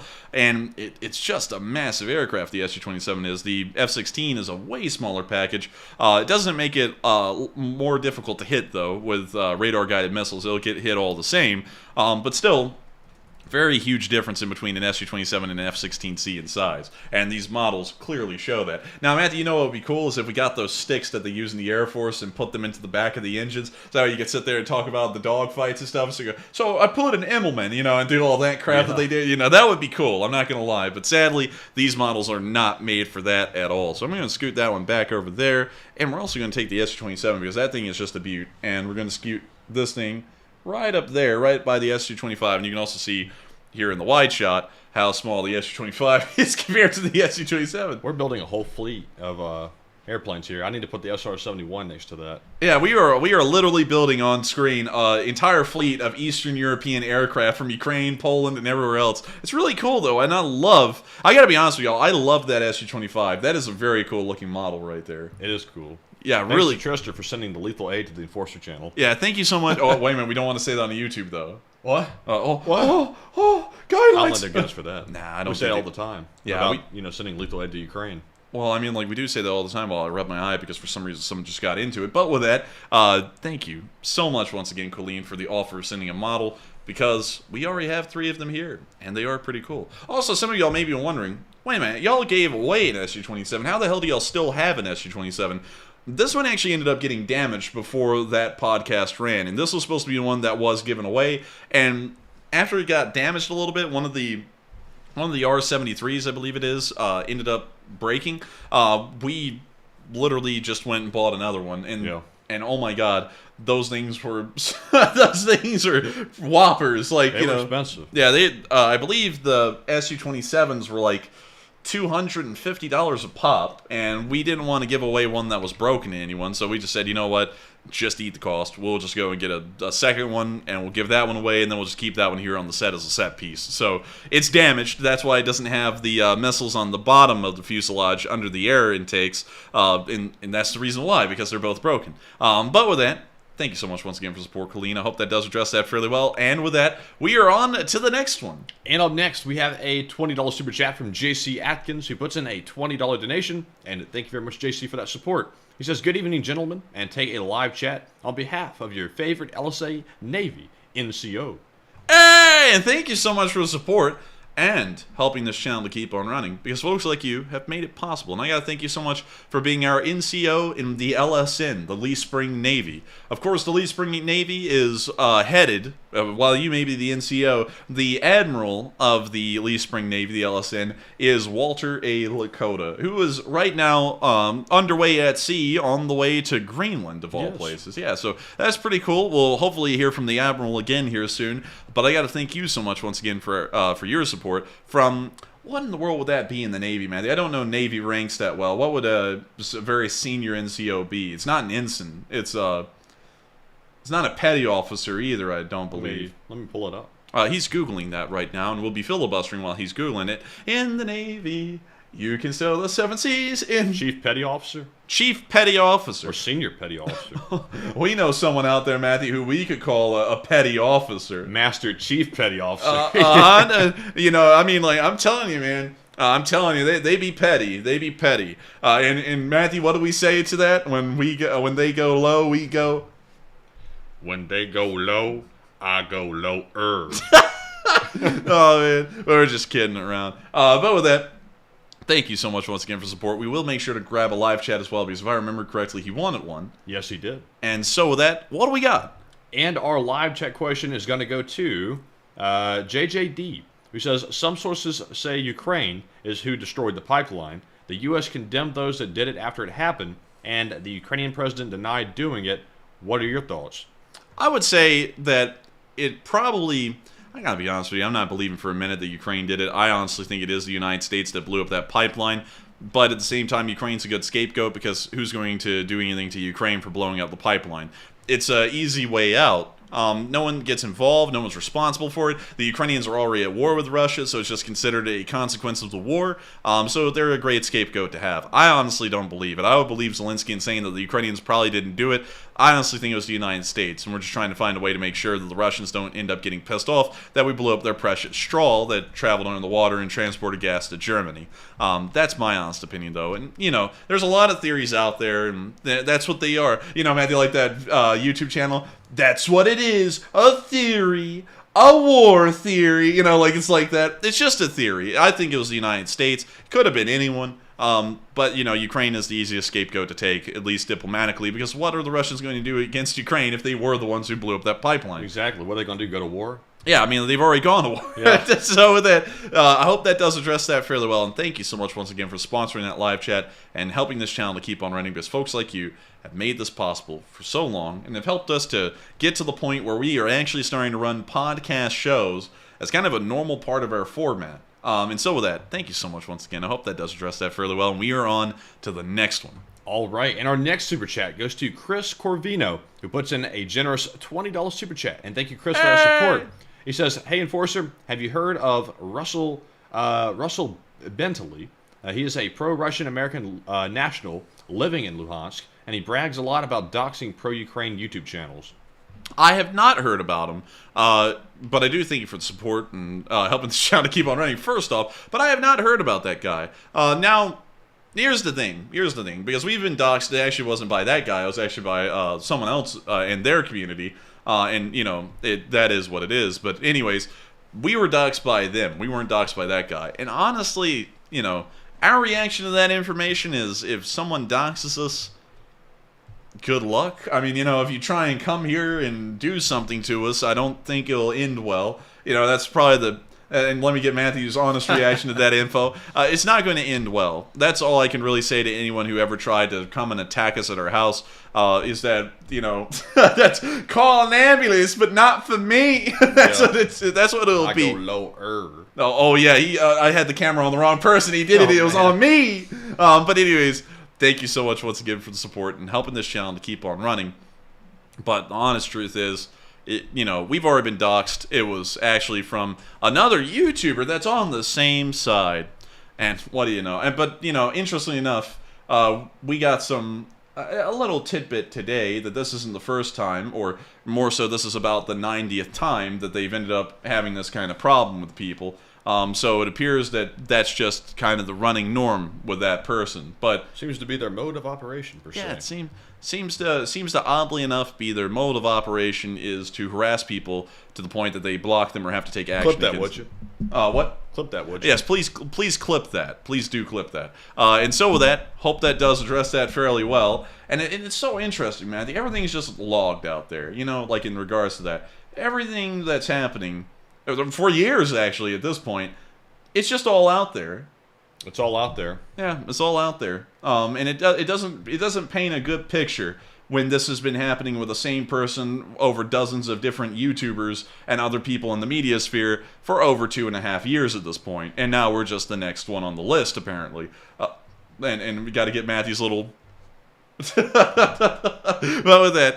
Thank you so much once again for the support. Sadly, we weren't doxxed by that guy. We were doxxed by someone else. And then we immediately got a death threat, I think, like 2 weeks later from some other YouTuber who decided that it was good to sit there and say he's going to ruin our life at 3 in the morning. And I got to be honest with you, who the hell does that at 3 in the morning? Why not just do it in the midday? It seems more convenient. Kind of creepy, 3 a.m. in the morning, hanging over somebody's bed. That's yeah, I mean, it's like, what you plan on doing? It's like, you plan on, like, messing with my feet? Like, what's up with you? You kind of some kind of a weirdo or something? But anyways, with that... Thank you so much once again. I hope that does address that fairly well. And with that, we are on to the next one. All right. And our next super chat goes to Marion Deemer, who puts in a $20 donation. And thank you, Marion, very much for that support. She says, looking forward to my $1 million t-shirt, and keep it up, guys. And that was a very expensive t-shirt. And $1 million. Yeah, that was. While I'm having to flip the cameras like crazy over here. Just click, click, click, click. But still... Thank you so much once again for support, Marion. I can't wait for you to get that $1 million merch. It's going to be super cool. We've already seen a picture of Fiuma wearing it, actually, and it looked really good in that picture. It did. Yeah, 100%. It looked amazing. And I've got to thank you. That was Fushicone, by the way. That wasn't Fiuma. I don't know why in the hell I keep on calling him Fiuma. I don't know what it is with that. It was Fushicone, by the way. But... It looked great on Fushicone, and I can't wait for you to get it as well, Marion. And I gotta thank you so much once again for getting that merch and supporting this channel and helping it to keep running. Also being a part of that $1 million night, and supporting us tonight and helping us to keep this channel running. And so with that, thank you so much once again. I can't wait for you to get that merch too. And thank you so much once again for helping this channel to keep on running. And with that, we are on to the next one. All right, and our next super chat is going to go to Pooker 1228, who puts in a $20 donation, and thank you, Puka, very much for that support. I said Puka. Puka. And he said, yo, guys, keep up the good work. No question, just a high five, and take a question from the live chat. And yo, and thank you so much once again for the support, homie, on God. Bussin'. No cap. No cap, bussin'. Sheesh! Thank you so much once again for enjoying this channel and throwing some kind words our way. It means a lot to us that people actually enjoy this channel and let us know that, because, you know, otherwise we just get crapped on. So, you know, that's never, like, fun to do all the time. So we love to know that people do enjoy this channel. I gotta thank you so much for sharing that with us and wanting a live chat as well. And so with that, thank you so much once again for the support, and we're going to be throwing that over to the live chat here in 3, 2, 1. All right, and the live chat question is going to go to, let's see here, Intersubjective, who says, in hindsight, knowing that we know now, should we have sent in ground forces at the start of the war? I would say that's a tough one. With what happened in Nova Kahkovka, I would say sure. But at the time, you know, and it's always easy to say, with what happened now, what should we have done 480 days ago? But sadly, we don't know, we didn't know what would happen 480 days later at the beginning of the war. And that's always what makes people think that folks in history are stupid. You know, like, you know, for example, anyone about 100 or 200 years ago, everyone always goes, that's stupid. How in the world did they not see that coming? Because nobody at the beginning of the war saw that the Russians would blow up a dam and end up killing thousands of Ukrainians in floodwater. Nobody ever saw that. Nobody ever thought that the Russians would start committing war crimes. Nobody really even thought, at least in the government, that the war would last longer than a week. None of that was known at the time. And so, you know, it's easy to say now that we should have gotten involved at the beginning of the war, but, you know, it's very unfair to the folks who were making the decisions and everyone who was around the very first few days of the war to say that they made the wrong decision, because back then it looked like the right decision to just support them from a distance. Although now it's certainly changed, and we know that it would have been better if we had just gotten directly involved, most likely, and tried to cut this war down to being as short as possible. While y'all see my very pale leg right there, because I'm having to shift around because my legs are like going dead down here in this uncomfortable chair. I like how you noticed that you lifted your leg up. You're getting self-conscious about that. Yeah, because someone said he's so pale, and I was like, I am. What the hell? I'm in the I'm in this room. I was at the grocery store. I was buying ice cream. It might have been the Himalayas with Xi Jinping. America can be described in one word. I was in the hills of the Himalayas with Xi Jinping. But anyways, he still hasn't said what he did. No, he didn't. He never did. But, you know, at least we knew he was in the foothills of the Himalayas with Xi Jinping. But what side, though? Was he in India or was he in China, in Tibet? Like, that wasn't answered either. I have many questions about that statement. But anyways, thank you so much once again for sponsoring that live chat. I hope I answered that fairly well, at least in my opinion. Thank you so much once again for helping this channel to keep on running. And so with that, we are on to the next one. All right. And also, Fuyuma said, howdy, LSA. Who summoned my name by saying it 3 times? I heard it. That was the enforcer. Yeah, it was me. But with that, we are on to the next one. I know it sounds so weird for me to say that, Matthew, but like I'm like trying to make sure I mentally keep on track here, because before you know it, we'll go down a rabbit hole, and I'll say, and I hope that answered that fairly well. We're not even answering anyone's question, so I'm like, you got to keep it on track here mentally. True. On God. And so with that, we're on to the next one. He did it again. Our next one goes to Surprise It's Us, who puts in a $20 donation, and thank you very much for that support. And they said happy birthday to Jorn, and hugs from Mick Ranger. LSA, and happy birthday to you, Jorn. I didn't know it was his birthday. I thought it was Yorn. I think it's Jorn. Jorn? Tell us how it's pronounced. Yes, is it please. Jorn, or is it Yorn? How do you spell it with a Y? I think it's Jorn Schneider. I think that's his Schneider. name. Yeah, I think that's Schneider. I think that's his last name. You had to repeat that 3 times. Oh, it is Jorn Schneider.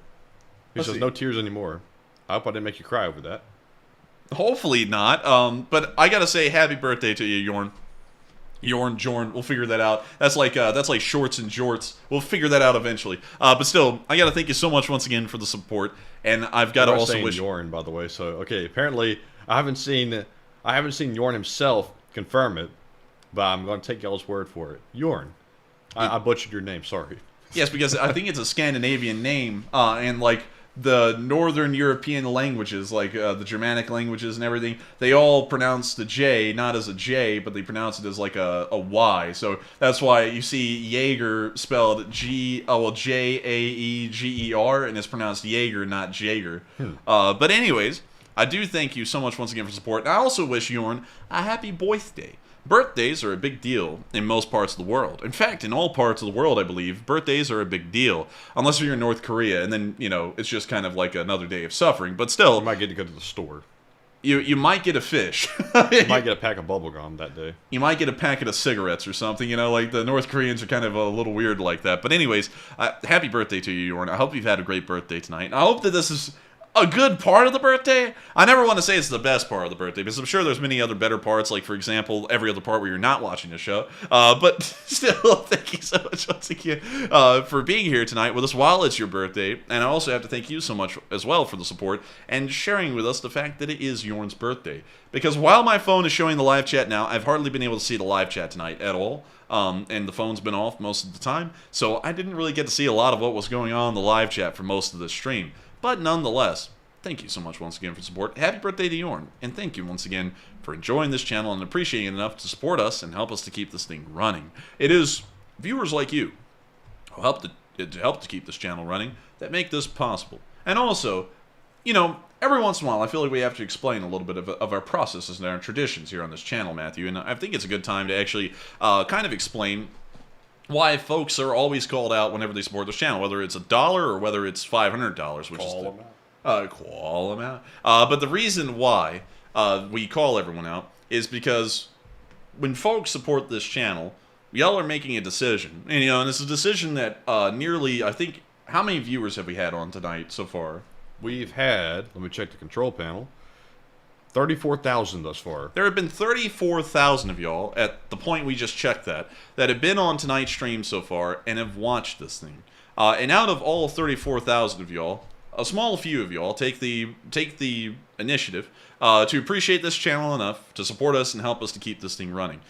Most people could be like those 34,000 viewers and not support this channel and help us to keep this thing rolling. But to the few that have made the conscious choice that they would like to support us with their hard-earned dollars and help us to keep this thing rolling and help us to do this as a full-time job, the least we could do is call you out to the entire community and thank you for the support and helping us to keep this thing running. That's actually why we call everyone out who helps this channel to keep on rolling, because, you know, I appreciate the fact that people are taking a moment to support this channel when 34,000 people can come through and they don't have to. And so we're always greatly appreciative of folks, because it's incredibly kind of y'all to support our channel and help us keep this thing rolling. And so if any of y'all ever wondered, why in the world did they call out every single one of them? Why in the world did they not just skip over some? That's why. Because if it's $1, maybe that person can only support us with $1. And that's greatly appreciated, and that helps us out a great deal, that $1 does. Or it could be a massive amount, like Mark always throws in, and then that also helps us keep this thing running.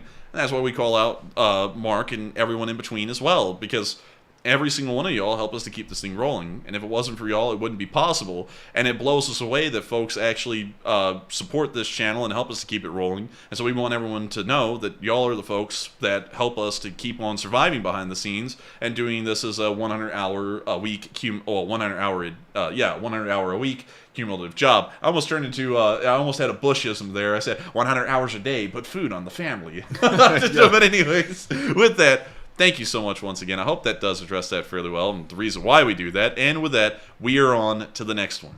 And our next one is going to go to Carolyn, who puts in a $20 donation. And thank you, Carolyn, very much for that support. And she said, great to see you guys. I'm trying to imagine how to get Russians out of nuclear power plant. Sometime, somehow, they gotta go. What are your thoughts? I would agree, they need to go. And with that, we're on to the next. I'm just kidding. Don't ever let Russians around nuclear power. That's one country that should be banned from ever having anything to do with nuclear power ever again. They've been historically bad at managing it. Oh, no question about it. They've been terrible at it. I would say that they need to be removed. It's terrible to think that the Russians are in charge of a nuclear power plant. That speaks for itself. Do I need to even say anything else? They're in charge of a nuclear power plant. This never ended well. It won't end well again. We already hear that it's not ending well, and that needs to stop fairly soon. So I'll be honest, I think that NATO intervention is needed to create a security perimeter around the power plant, and that nuclear power plant needs to fall under a NATO security zone until the war ends, and then it'll be transferred back over to Ukraine. And so with that, I hope that does address that fairly well, at least in my opinion, because I think it's a terrible idea, like Matthew said, for the Russians to be in control of a nuclear power plant, regardless of where it is. Hell, I think it's a bad idea for them to even be in charge of the nuclear power plants inside of Russia itself. But with that, thank you so much once again for support and asking a really good question.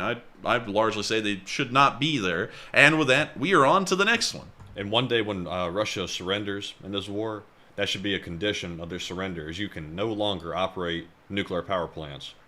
I honestly wish that there was some kind of a case we could make in a peace treaty that they have to denuclearize to maybe like 100 intermediate range nuclear weapons, and that's it. I said take all their nuclear. If they surrender, take them all. Well, yeah, but they would probably buck on that one. Like if we allow them to keep a couple of them, at least the damage they would be able to inflict if they ever tried to fire them would be small, and they are intermediate range, so we could shoot them down. They're not intercontinental.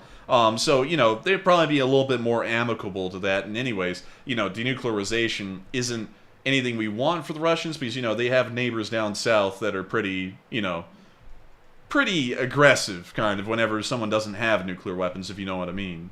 True. That's true. Yeah, that's very true. So we might want them to have just a few, kind of as a deterrent sort of thing. But with that, I hope that does address that fairly well again. And we are on to the next one. All right, and our next super chat is going to go to Jay Bagwell, who puts in a $20 donation, and Jay is back. He's back! He was on a small hiatus. He said, back alive with you after 10 days in the UK, was at the Tower of London, and thought of you when I saw an artillery piece seized from the Battle of Sevastopol. Very cool, and I'm very jealous that you got to go to London because I want to go back there so bad, but we can't go. We don't have the time. Yeah, we don't have the time. We can never leave this place, and that's a part of the sacrifice that we have made to run this channel. Is that we don't ever have vacations. I mean, like, if anything, we just have a day off maybe every once. We haven't had a legit vacation in I think 2.5, 3 years. I don't think. Yeah, that's about that long, and this is not helping out with that dry streak. It's pretty much ensuring that will exist. And I envy you so much, Jay. I hope it was a fun trip. And I remember the whole time we were over there in London, there were cannons from everywhere from Russia. I mean, they were everywhere. And also an interesting story that some of y'all may or may not know about the British Victoria Cross, which is the British version of the Medal of Honor, is that every single Victoria Cross that's given to a British soldier for their acts of valor on the battlefield, is actually made out of the melted down, I believe it's bronze, of Russian cannons that were captured during the Crimean War. That's pretty cool. Yeah, that is pretty hardcore, really, to think that it's made from melted down cannons from the Crimean War. And they had loads of them around. If you went to the Horse Guard parade grounds, there's some cannon there. I think it may have been Russian, or it may have been Turkish, or Ottoman, more so. I don't really remember which one it really was, but it may have been German. Oh, no. They don't have any German guns for some reason. They beat their asses in 2 world wars, and then they don't have any German guns. It's like, what in the world are y'all thinking? But anyways... Oh, don't mention the war. Oh, don't mention the war. Don't mention the war. Also, Faulty Towers, man. It's good stuff. Top-notch show. Top-notch show. Y'all gotta watch that if you never have. It's hilarious. But anyways... I hope you had a fun time. We of course know your whole travel itinerary, so let's dox. No, let's not dox it real quick. Well, he's not there anymore, so it wouldn't be doxing. Yeah, that's true. I think private. Keep that info private. Yeah, we'll keep that info private. We'll keep it private. But still, I hope you had a fun time over there. Britain is a beautiful place. It's cool to know that you actually got to go over there, and I hope you appreciated it as much as we do, because Britain is truly a really interesting and really beautiful country, especially whenever you get to ride over it by train. It's not as beautiful when you're in a car, because coming from America, you don't really know how to drive over there, so you never really get to see the countryside. You just get to see everyone going 50 miles per hour down a road that's 12 feet wide. I like driving over there. It was fun. Got your adrenaline going. I didn't. Had people throwing golf balls at us and getting pissed off because we were going slow. Man, that was probably one of our former moderators throwing that golf ball at us. You said there, sounds like someone likes golf balls. But anyways, thank you so much once again for the support, Jay. I hope you did have a fun time over there. And thank you so much once again for coming back and immediately coming back to the stream. And I hope you had a great time over there. Thank you so much once again for support. I hope that does address that fairly well. And with that, we are on to the next one. All right, and our next one goes to KG, who puts in a $20 donation. And thank you, KG, for that support. He says, here is a water is wet moment. U.S. declassified intelligence showing deepened Russian-Iran cooperation on weapons, and take a live chat. No. It can't be. It can't be. No. It can't possibly be that they're cooperating with each other. I thank you for sharing that info with us. I wouldn't have known otherwise. I mean, like, honestly, we're kind of stupid here. Alex, you know who I'm talking about. Global media, you know. I can't even do that one. So basically, I'm kind of, stupid. I can't say the other word because I don't know if YouTube likes that one anymore. But anyways, we didn't know that at all. We haven't been saying that for like 6 months, and it's good to know the CIA is finally caught up. Nice job. And also, we're still waiting for that paycheck from the CIA. We're still waiting for it. Haven't gotten it. It is what it is. But with that, we're going to be grabbing a live chat. And so with that, what do we got, Matthew? All right, and our live chat question is going to go to, let's see, Portstan, who says, we haven't heard much lately about the Russian Liberation Army, and what are they up to? The Russian Liberation Army is, from what we understand, still holding the territory of Shebekino and the Belgorod Oblast, but we don't really know much more than that. They're not publishing videos, they're not publishing pictures, or any information about what they're doing in that occupational zone. It's completely fallen silent. So unfortunately, all we know is that, as far as we understand, they still hold the area, but everything else is largely fallen into an abyss where no information is coming out. And so with that, I hope that does address that fairly well, and thank you so much once again, KG, for sponsoring that live chat and helping this channel to keep on running, because it is viewers like you who have helped to make this channel possible. And I thank you so much once again for going out of your way to support this channel and help us to keep this thing running, because without folks like you, this wouldn't have been possible. And so with that, thank you once again, and we're on to the next one.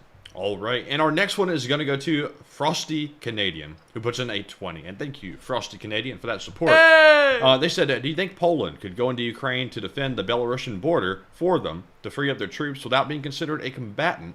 And they already border Belarus, and technically Belarus isn't at war. And just a thought. It is an interesting idea. And it's possible with the right kind of diplomatic finagling, but you would really need some amazing diplomats to make that stick. Because considering that Ukraine is at war, and while Belarus isn't a belligerent in that war, Polish forces entering Ukraine could be considered joining the Ukrainian side in the war. And so they could be directly involved in it. So it's possible to do with the right kind of diplomatic finagling, but it's also going to be very difficult to do and may not really stick too well, especially with the Russians, who will never attack through Belarus again. We know that for certain now, but they still wouldn't like the idea of Polish forces being inside of Ukraine. So it would be a really tough one to sell, but it is possible. I'm not going to rule it out. It's something that could possibly happen. And so with that, thank you so much once again, Frosty Canadian, and you make sure to stay up there and stay frosty. And thank you so much once again for support and helping this channel to keep on running and be chilled like one of those Coca-Colas in the Coke ads where they're always on some kind of a cold windowsill here in the middle of Alabama in summer somehow. But with that, we are on to the next one. And our next super chat is going to go to Cheerful Tunic Gaming, who puts in a 12. And thank you very much for that support. Hey! They said, I hope you guys are having a good night. And we have thus far. Thank you. So far. Hopefully you are too. I have a question for you guys. Do you guys think Ukraine can physically take all of its territory back from Russia? I think they can. It'll just be a matter of time at this point. And I hate to make the answer that short because, of course, going into more detail than that, that's crystal balling. Crystal balling never works. So we usually avoid crystal balling as best we can. But I think they will eventually be able to retake all of their territory, but it will take time. And so with that, thank you so much once again for the support and helping this channel to keep on running, because it is viewers like you who have helped this channel to keep on running. Every single part of the LSA, both the fundraisers and the support to this channel, make this channel unique. The super chats make it possible for us to do this as a 100-hour-a-week job. The fundraisers make it possible for us to actually help out Ukraine, which really at the end of every week is the main goal of this channel. And so with that, thank you so much once again. I hope that does address that fairly well. And with that, we are on to the next one. And our next one goes to Chronically Alien, who puts in a 10. And thank you very much for that support. They said, I love the show since Matt's second day on the show, and I've only donated once. First, $5 command on SSI, so broke as hell, but this is the best frickin' show around by far. And that's very high praise, and thank you very much for that. And that is massive praise. And I gotta thank you so much, Chronically Alien, for the support. And I gotta say, those kinds of words, Matthew, are chronically alien to me. That kind of praise. Oh, you don't ever get any? Oh man, I'm telling you, I don't get any respect around here. Oh man, I'm telling you. I sit here and run the show, and everyone goes, hey, fatty, yeah, Mara fatty, why don't you go get a job? And I'm going, oh man, I'm working a job right here. Don't you see? I don't come down to the bus station at what? Well, we'll save that for another time. But anyway, we're just goofing off. That's all we're doing right now. We're just goofing off. Yeah, we're just goofing off. It's not like we're literally sitting here and we can't go on vacations and we can't do anything in the middle of the day because we're constantly doing this in the background. It's not like any of that's happening. All of this is just goofing off. It's just these tables here just materialize. It just came out of thin air. It's not like these cheap IKEA tables required much assembly. No. I mean, we were just kidding around, and we were just sitting on our rear ends, and all this just happened to come into being. I mean, like it's not like I installed the IKEA cabinet backwards and had to reinstall it front ways. No, it's not like any of that ever happened. I mean, like, come on, man. I mean, like, really, come on, man. I bet you can't even do a push-up. It's hell. I mean, really, we're just kidding around. I mean, really, honestly, Matthew, what? Takes like 1 hour a day to do this? I mean, hell, the other 2.5 hours of the show, doesn't even exist. We're just goofing off. But still, thank you so much once again for support Chronically Alien and the kind words as well. Because folks like you do make it possible for us to keep this channel rolling and help us to be able to do this as a full-time job and dedicate our lives to doing this. And I got to thank you so much once again for the support, helping this channel to keep on rolling, and throwing in such kind words as well. And one thing I always say, especially, and it always like triggers me into PTSD for some reason whenever anyone says this on this particular thing, but whenever anyone says they are hella broke or poor or anything like that, I always want to say, I thank you so much for the support, but always make sure to take care of yourself first, because it always makes me feel bad when folks support us and they say, I'm having a tough time making ends meet, because I start feeling like we're a part of that reason that the ends aren't possibly meeting. So always make sure to take care of yourself, and if you want to support this channel, then you can. But still, I got to thank you so much for the support tonight and helping this channel to keep on running, because folks like you, Chronically Alien, who are in the live chat and repping that set. I mean, they are repping that set all night long. You encourage us to run this stream every single day. Really, honestly, we would run it every single day, regardless. Yes. Like honestly, we've been Pavloved into this. Like like we can't go a night without doing this. And then when Mondays come around, we just stand around like we don't know what we're doing, because there's nothing to do. But still, thank you so much once again for the support. I hope that does address that fairly well. And thank you so much once again, Chronically Alien, for helping this channel to keep on running. And so with that, we are on to the next one. And up next, we have a $10 super chat from Chris Corvino once again. And thank you, Chris, for the second support of the night. He says, Enforcer, do you think the reason the F-16s took so long to be approved is due to Ukraine's airspace not being protected enough prior to the introduction of Patriot missiles? That may have been the case, but who really knows? There just seemed to be a general reluctance around it due to the fact that it would be fairly cost prohibitive. But now it seems that concern is kind of, what's the best way to say it? Kind of disappeared. I guess that would be the best way to say it. So with that, thank you so much once again for support. That's a pretty good idea, or a good reason why they may have not wanted to send F-16s, because they were scared they were going to get blown up on the airfield before they were even used. And with that, we are on to the next one. But thank you so much once again for support. A really interesting idea, and of course helping this channel to keep on running. And with that, we are on to the next one. All right, and our next one. Also, I saw Trister once say you've gotten really good at the camera feed. I've noticed I can kind of watch it somewhat on the monitor that's straight across the way over there. So when you see me looking up and looking straight across, I'm looking right at the monitor. There's the camera over here, so it's kind of a weird transition. But you have gotten pretty good at that, I gotta say. Yeah, I mean, I gotten okay. There's been a couple of shoddy times, though, where I've had to do that tonight. Yeah, if y'all just saw that, where I'm having to flick through all 3 cameras because I miss it. So, then you just do that. To wherever you get to the right camera. That has happened a couple of times tonight, but I do thank you for saying, Trister, that it is improving. We always try to tell me that me and Trister are wrong? I'm not saying y'all are wrong or anything. I'm just saying that I'm a bit of a perfectionist, so nothing I do is ever good enough. I kind of sound like Tyson Fury now, Matthew. I've never been happy in my life. I've never done anything. You know, honestly, that's kind of my mindset in the background wherever we run this thing. I'm always like, you know, there could have been music. There could have been more talking. The talking could have been better. Points could have been more hashed out. Always a perfectionist. But, you know, because I know this, Matthew, there are people watching this stream right now who always try and poke at what they perceive to be weaknesses. But here's the thing. Whenever we hear that someone criticizes us, that honestly just fuels our fire to keep this thing running more. Like when people say, the Enforcer sucks, he needs to get off the air, we go, we're going to be on the air for another year. Yes. Yeah. We never give up. Honestly, my reaction to criticism is to just double down on what was happening before that people are criticizing. Like Voices, like with Voices, it's been a struggle to really stop doing them because every time we hear someone go, "Oh, the Voices suck," and I was like, "Man, I thought you was a nice guy, but you're the rat piece of shit, man."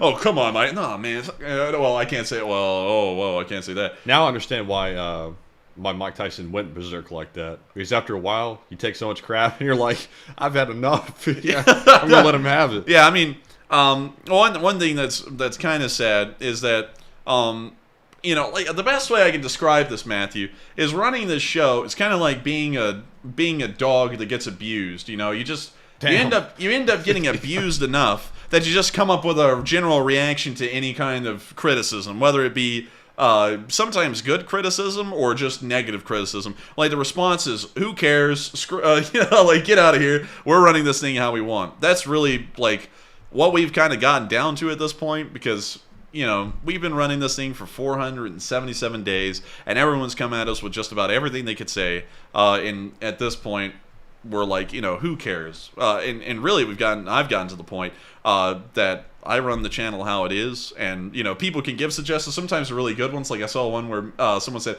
"Hey, maybe just send the screenshots of the polls to the Enforcer so that way you can read them and you don't have to reread them." Like that was a good suggestion. But other suggestions like, "Hey, don't do the voices," or something like that. At that point, I'm just like, man, I'm doing them. I don't tell him not to do his voices.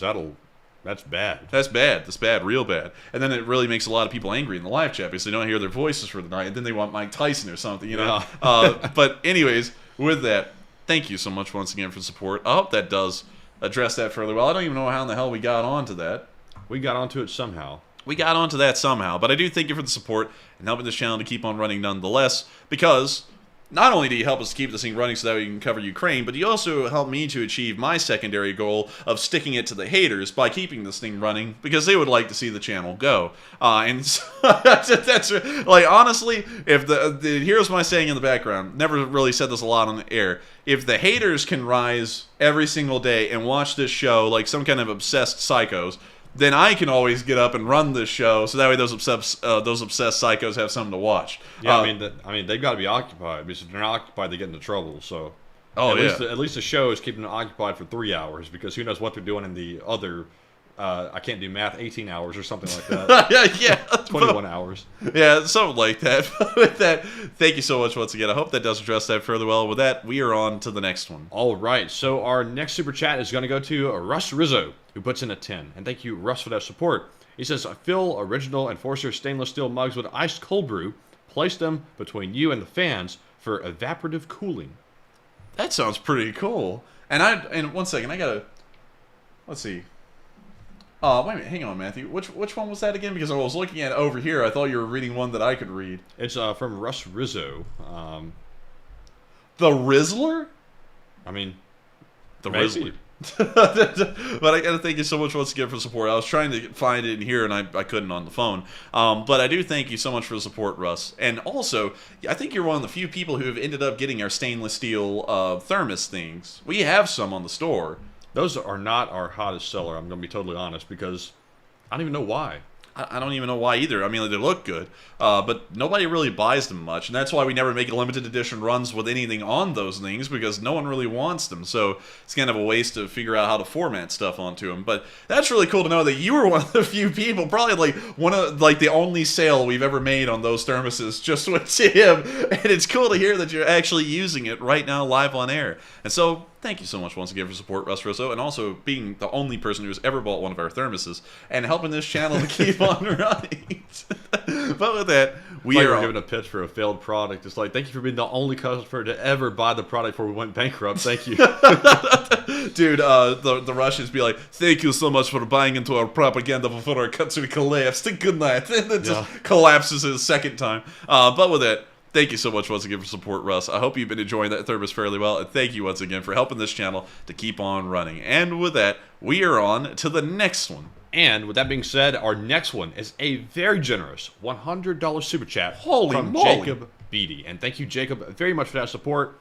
And I'll be honest, I have not seen you support the channel before, so I think this might be his first time supporting. Maybe. Maybe. Hopefully I'm not insulting you if you have supported before, but I have a very short-term memory, let's say. Jacob says, you guys do an amazing job. This is for the people that want to donate but can't. And please take a question from the chat. And I gotta thank you, Beatty, for the support.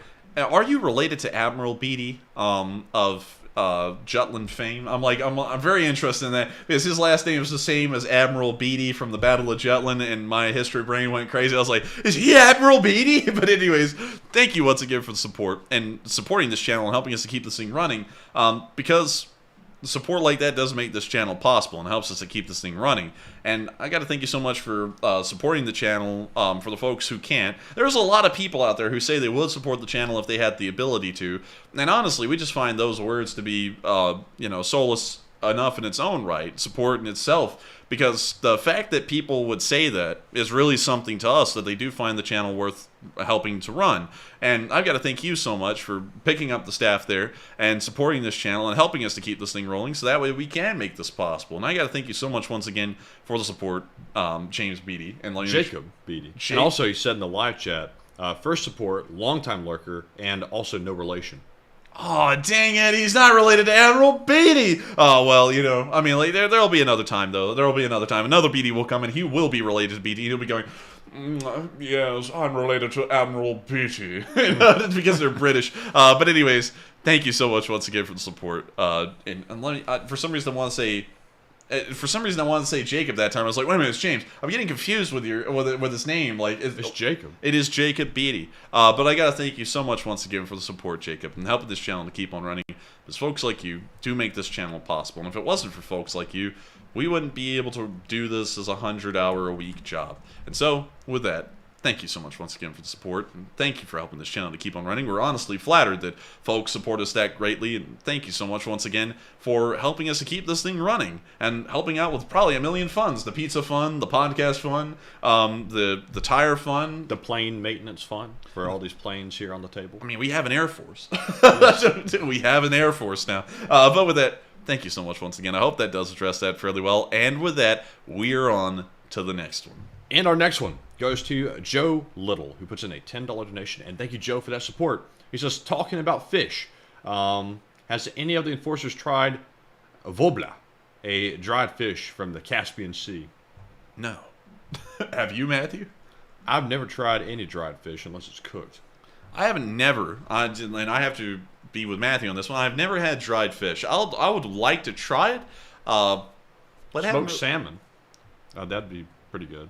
Salmon's good, but salmon's usually juicy. Like that thing be juicy. It looks good though. It's nice and red. It always looks good, but I would imagine it's not tasting that good. What, the salmon? Yeah, like raw. That smoked salmon is basically raw. They just smoke it. Dude. Oh, by the way, I forgot to tell you, Matthew doesn't like raw fish, so No. he doesn't eat. Yeah, he doesn't eat sushi with raw fish in it. I do, and salmon actually does taste really good, like raw. At least that's my experience with it. But then again, you get some of that.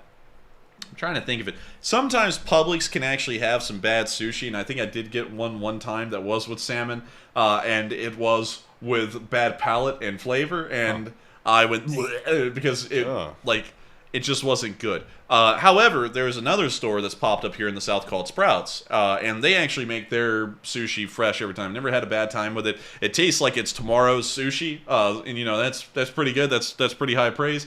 So I would appreciate their sushi, but I got to thank you so much for the support for in asking if we've ever had dry fish. I just never have. I would try it. I saw you smirking over there. I screwed up in speaking. He said, thank you for the support for asking if we've ever had dried fish. Yeah, thank you for the support for asking if we ever had dried fish. And the answer is, unfortunately, no. One day we will try. I'm never against trying new food, because I was the one to actually, amongst the both of us, find out that gator tastes so freaking good. Like, it's way better tasting than you would think some kind of a large killer reptile would taste like in the middle of the bayou. I was scared to try the gator for a while because I didn't know how it tasted. But it tastes like chicken, like everything. But he embraced the gator. He became one with the gator. And then he said, hey, it's not that bad. And I agree. Gator. Yeah, it was pretty good stuff. And so with that, thank you so much once again for support. I hope that does address that fairly well. And with that, we are on to the next one. And thank you once again for helping this channel to keep on running. Yes, indeed. And up next, we have a $10 super chat from Michael Cabrera. And thank you very much, Michael, for that support. He says, Enforcer, it's great to see you and Matthew hanging in there like Ukraine. My regards to you, Matthew, and Mike Tyson. And I thought you was a nice guy, but calling me out like that, I got to thank you so much once again for the support and helping this channel keep on running, because you don't know the kind of pain I go through. I'd have to bust your kids' nuts open with a hammer. What? That's what he said, man. I'm just quoting him. Yeah, but he's a little crazy. He was a little unhinged when he used to say that. But now I do weed. I do weed. And so with that, thank you so much once again for the support and helping this channel keep on running. Because if it wasn't for folks like you, Mike Tyson wouldn't be here right now. He would be in California running a CBD store and training some semi-okay boxers in how to box. And so with that, thank you so much once again. I gotta flip it over to Matthew over there. Have you ever killed anybody? Do that thing like on Logan Paul where he said, have you ever killed a man or something? And then everyone went, oh. They're like, no. Are you okay, man? And also, I think he was on shrooms or something at that point, so that wasn't really a good thing for anyone. But still, thank you so much once again for the support. I hope you enjoyed that little Mike Tyson right there. And with that, we are on to the next one. Thank you so much once again for helping this channel to keep on rolling. And with that, we are on to the next one. All right, and our next one goes to Raj Kapoor, who puts in a 10. And thank you, Raj, for that support. He says, yesterday, my daughter gave a presentation about the Ukraine war for a school assignment. She mentioned you guys as one of the best sources to learn about the war. And that's very cool. No way! That honestly, that is cool. That actually made me light up right there. Light him up! Oh dear. Oh dear. Wait, what? I said, oh dear. Dear. But that is honestly so cool, man. That we got used as a source on a school project. That's when you know you've made it. That is making it. Now tell me this: did they count off points for us being used as a source? Because I hate if they did. But still, that is amazing to hear that we were actually used as a source. I'm honestly flattered by that, Raj, and I got to thank you so much once again for the support and helping this channel to keep on running. And that's so cool to hear that we report the news good enough that we can be used as a source on the war. Facts. Straight up facts. Well, I flip it to the wrong camera again. I flipped it to me. It was supposed to go to you. And Tristan will say, hey, you're doing fine. I'm going to be like, no, I'm not. I'm not. But still, thank you so much once again for support, Raj. I hope that does address that fairly well. And with that, we are on to the next one. And our next one goes to Craig Platel, who puts in a 10. And thank you, Craig, for that support. He says, some perspective for the worried about Ukrainian offensive. The Second Battle of El Alamein, considered a great victory. 8th Army had total superiority over the Axis forces. It still took 14 days to break through. And that's true. Some people don't get that, but sometimes when you're going up against very hard and defensive positions, it does take time to break through, even if your army is well prepared. We could see that, for example, in the Gulf War, for the most part, because U.S. forces didn't make their massive breakthrough advance in the hardened frontline positions in Kuwait that the Iraqis had. They made it through the desert. They pretty much like well, actually, let me do this the other way. This is Kuwait over here, and this is the U.S. armored forces out in the desert. Pretty much what we did is we had our U.S. forces stay here on the Kuwaiti border, and the U.S. forces farther out in the desert just swept around and created a trapdoor onto those Iraqi forces in Kuwait. And this line hardly advanced whatsoever. I think they only advanced, a dozen miles throughout the entire ground campaign, and it was really the guys out there in the desert that swung the trapdoor around that really made the thing work. And that's the case. When going up against hardened positions, no matter how well trained an army is, it takes a lot of time. Like 2 weeks at El Alamein. And so with that, Thank you so much once again for the support and sharing that interesting little tidbit of info. And with that, we are on to the next one. Thank you once again for making this channel possible. All right, and with that being said, we're on to our next one, which goes to Mace, who puts in a $10 donation. And thank you, Mace, very much for that support. And also, it's good to see you once again. He says, it's said, and also this was a super chat that apparently got mixed up in the ether. So, he said, it's said, I agree with you 100%, Enforcer. I thought I was the only one that thought that way. Deport all the orcs. Slav Ukraine, and God bless Enforcer Matt and the Enforcer. And thank you so much for the support. And I gotta be honest though, I'm not for just, rounding up folks, it's just deporting them out of the blue.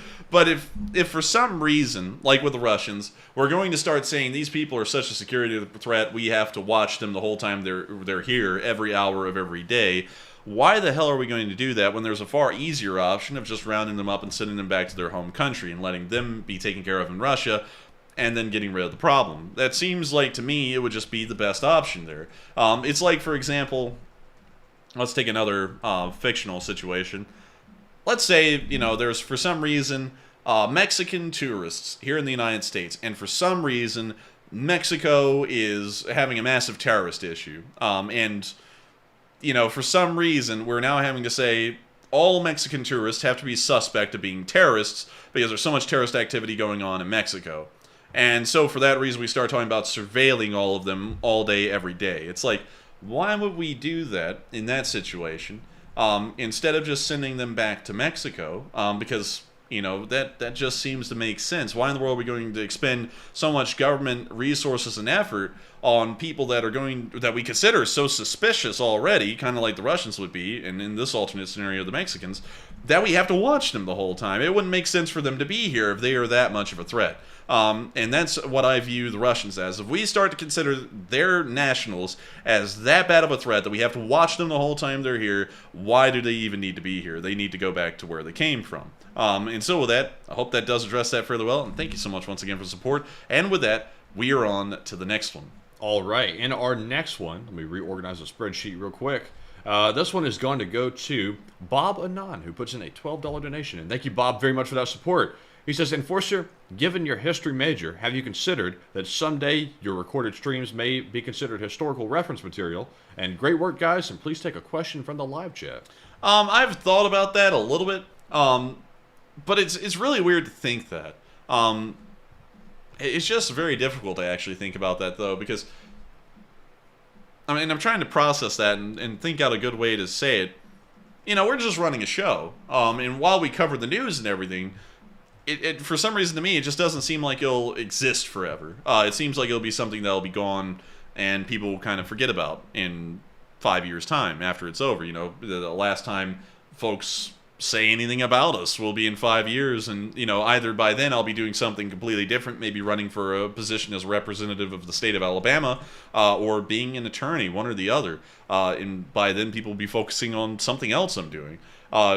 It is weird, though, to think that people will eventually probably look back at this as historical reference material. And hell, they might even not look at it as historical reference material for the war itself. They may try and look at it as a glimpse of the people at the time and what they were thinking. Because think about this. In the First World War, in the Second World War, you don't really get to see what people were just normally saying and talking about throughout the course of the war. But this live chat that's going on right now is logged every single night by YouTube, and when you watch this stream over again, that live chat replays as it is, again, every single time you play it. It could be a year from now, and that live chat will replay just the way it did when people were putting in comments that night.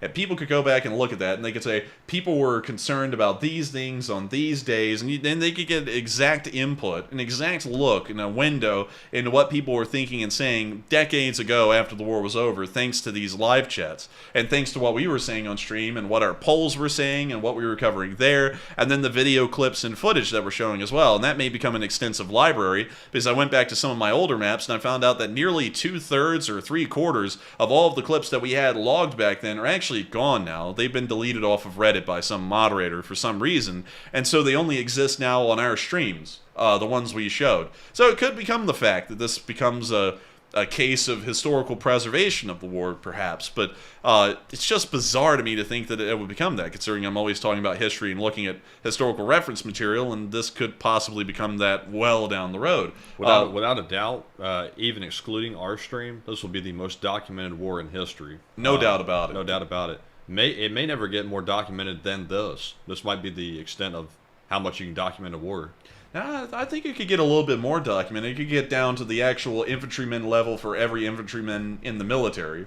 I'm sure they have that information, but I'm not sure if they'll ever make that public. I mean, maybe. I would have to agree with that. They probably wouldn't make that public. But with that, thank you so much once again for the support. I hope that does address that fairly well, or at least my take on how weird that would be. And with that, we are on to the next one. All right, and our next super chat is going to go to Devin Harris, who puts in a 10. And thank you, Devin, very much for that support. Hey! He says, the channel is revolutionary and different from the other YouTube channels a while ago. And Forcer Matt did take notice, and better to embrace the discomfort of being different than the comfort of fitting in. And true words, facts. And I got to agree with that. And I got to thank you for the support and helping this channel to keep on running.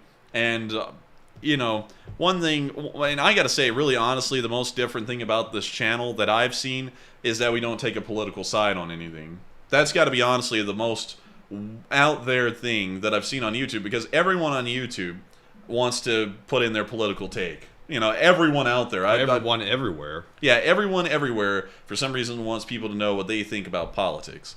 And honestly, that is really one of the rules we have on this channel that we run that really sets us out from the rest. And it doesn't really, in all honesty, it doesn't really make us a lot of friends in the YouTube world, because everyone always wants to have someone agree with them. And we agree with no one on anything regarding politics of any kind. And honestly, I would rather stand alone on that concept, especially as a news channel, than to try and fit in with a camp, whether it be the camp this way or the camp that way, because that's ridiculous. Don't people remember when news was news? I remember when news was news. I was a kid, and I remember that you would get on the news, and it had such a little political skew to it, it was boring. And I honestly think that was the best way news was. I remember back when Larry King was on the news. It was news then. Oh, yeah. When these older guys were doing it. But these new folks that are on the news, it's not necessarily the anchors and the reporters. They really don't have a choice. It's whoever runs it who tells them what to do. And now it's basically becoming a political talk show, every news channel. Yeah, and I don't like that at all. I remember back when people used to sit there and say on the news, here is... Let me think of some crazy stuff. Here are the communists out here, and they're protesting for, like shorter work hours here in the United States. And right over there are the neo-Nazis, and they're bashing the communists. And then they would go and say what both sides thought about each other and what both sides were aiming for. And that was the news. Regardless whether you agreed or disagreed with what any of them were saying, you got to hear the entire lay of the field about what everyone was saying and thinking in every regard, and the news just presented that to you. And that's really something that you just don't see anymore. You don't even see that on YouTube. People are always trying to go and throw out their political opinions into news. And at that point, it's not news. At that point, you're saying something that happened, and you're putting so much of a spin on it in one direction or the other. It's just not news. It's just what you think happened. And it's just an opinion. And that's honestly what really sets this channel apart from most. And on top of that, another thing that sets this channel apart is that we don't monetize it much. We don't have memberships. We don't have anything like that. It's just this. And for short videos, we actually do have a Patreon, and we have a Patreon link to our Twitter, but we hardly plug that. In the short summaries, you can hear me say support us on Patreon, and that's it at the beginning. And then, the Patreon is what it is. But we don't get supported. We don't go our way to over monetize it either, and that's something fairly different we do on top of that. Regardless of what people say out there, which is also incredibly annoying. But that is something I'm largely a believer of. I'm a believer of doing my own thing. I don't give a crap what other people want me to do or what other people say. I do what I want. I'm a person, and at the end of the day, I'll do whatever the hell I want. And if someone wants to say that I shouldn't be doing that, well, tough luck. I'm the one doing it. I'm the one living this life, so I'm going to do it. Matthew is pretty much of the same mindset. Yeah, I just don't vocalize it. Yeah, so with that, thank you so much once again for the support. I hope that does address that fairly well. And with that, we are on to the next one. All right, and also, we have 15 more super chats to go, by the way. Holy moly. So our next one goes to Mark Andre Brunette, who puts in a generous $9 super chat. And thank you, Mark, very much for that support. Sadly, no comment to address, but Enforcer, what say you? And I gotta thank you so much for the support and helping this channel to keep on running, because folks like you make this thing possible. And so with that, thank you so much once again. I hope that does address that fairly well. And with that, we are on to the next one.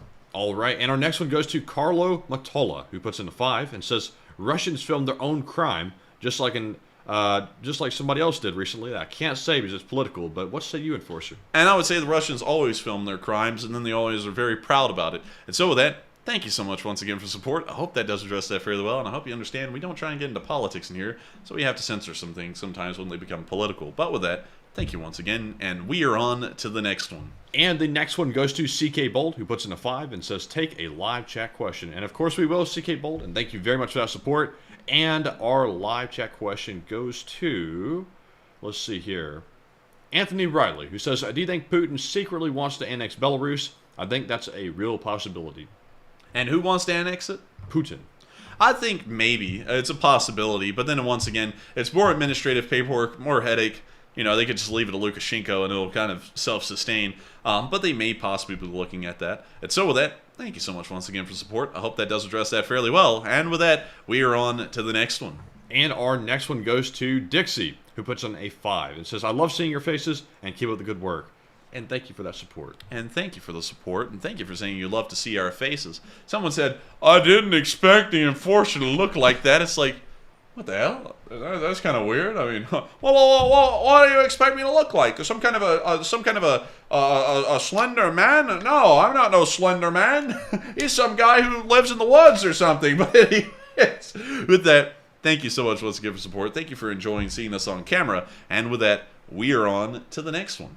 And up next, we have a $5 super chat from Robert Rodriguez. He says, how about adding a camera person, yes or no?